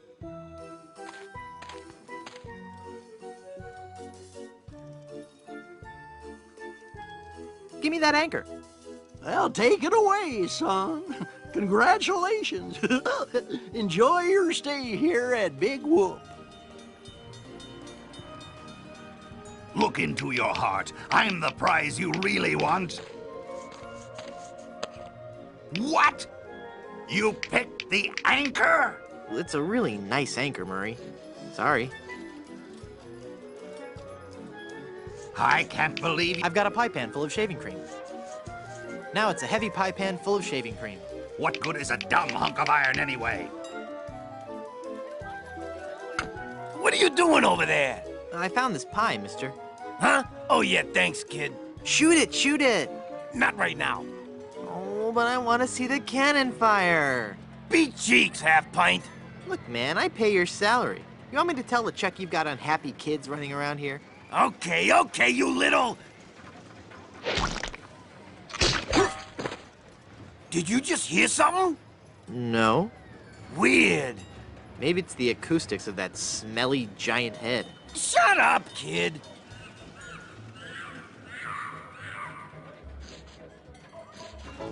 It's not even a real anchor. I'm a real talking skull. After all, we've been... Yoo-hoo! Stinky Mr. Rat! Hey, get out of there, you little punk! What are you gonna do about it, vermin boy? This'll teach you.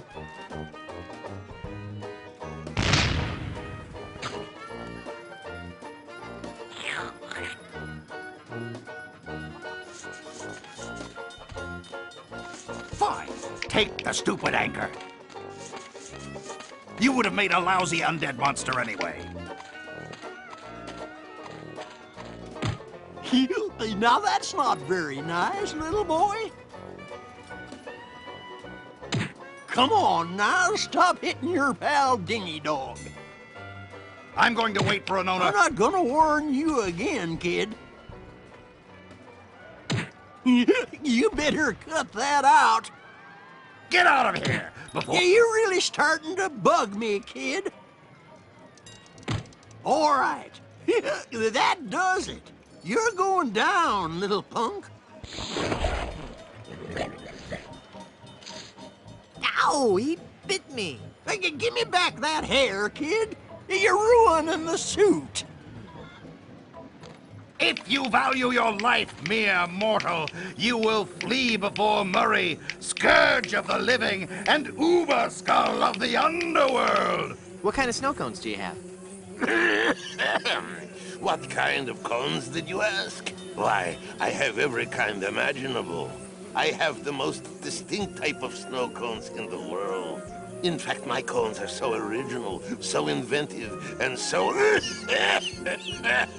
unique that most are completely inedible. Let me list some for you.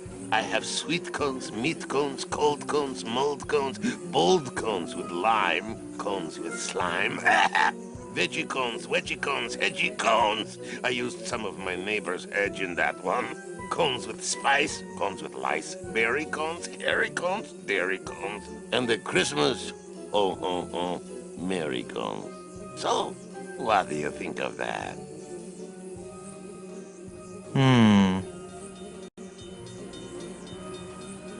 I'd like a plain snow cone, please. Okay, kid. Bye now. Peppery goodness. Hairy.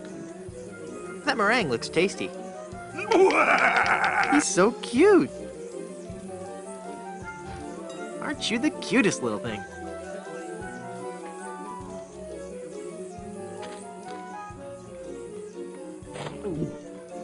Ugh. The pepper helps, though. Brain freeze.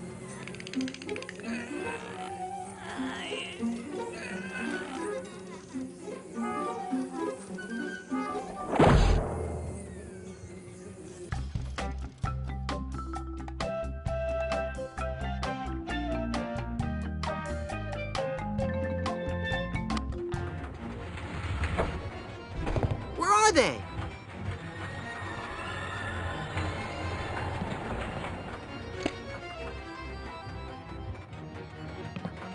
I had a feeling he'd turn up sooner or later.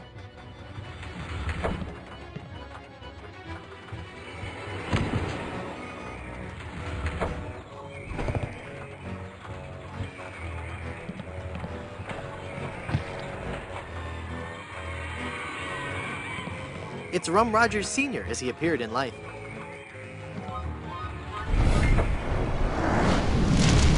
Elaine! Ah, Threepwood, 'tis only you. Have you seen Elaine? She told me she was just going to powder her nose, and I haven't seen her since. I can't be believing I fell for that one again. Now stand still, boy, so I can flame broil you.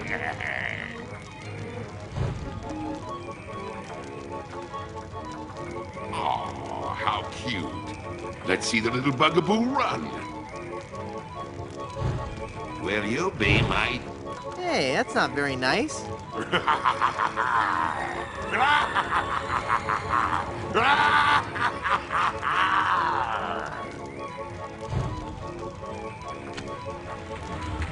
Uh-oh. Ouch! Ow!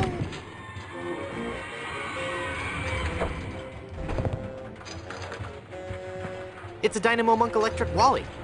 Egad, he looks so lifelike. Hey, wait a minute. He really is Wally. You can count on me, Wally.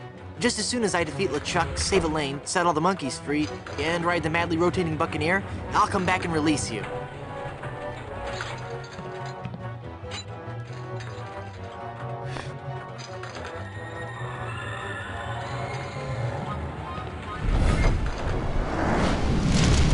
Ah, you again. If you've ridden me, Coaster, why haven't you been boiled in me molten pool of lava? Elaine must have fiddled with me controls and rerouted the tracks. Aye, she'll be the death of me yet. I mean, again. But curses if I can't help but love the little woman. Eat flamin' death, Threepwood. Oh. Ouch! Ow!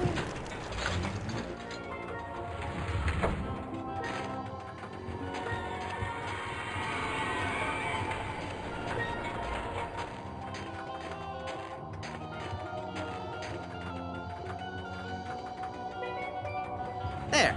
It's soaked in oil and probably highly flammable. Cool.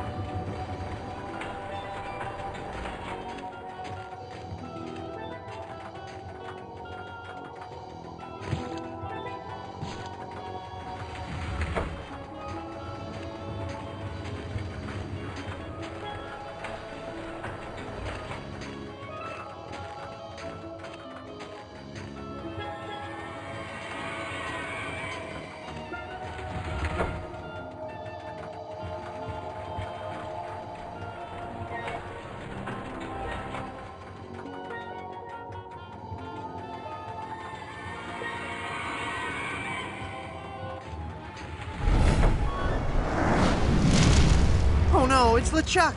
Aye, Threepwood. It be me, your worst nightmare. You'll be sorry you ever set foot here on Monkey Island when I'm through with you.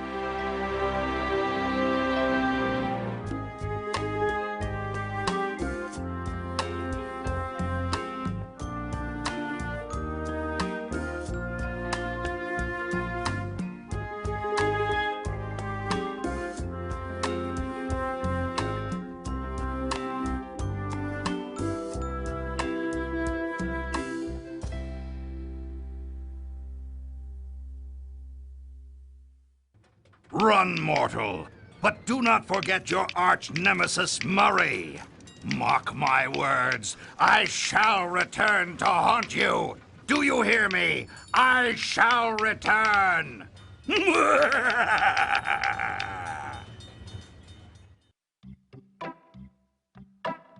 This is so unfair.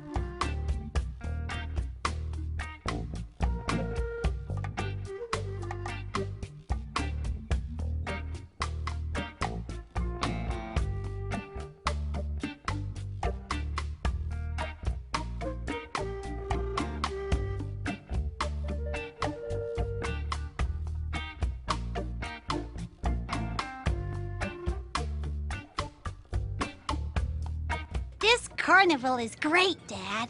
It sure is, son. But you know, rumor has it that the man who built this place is buried here. And they say that to this day, his frozen body remains in the tunnels somewhere beneath the amusement park.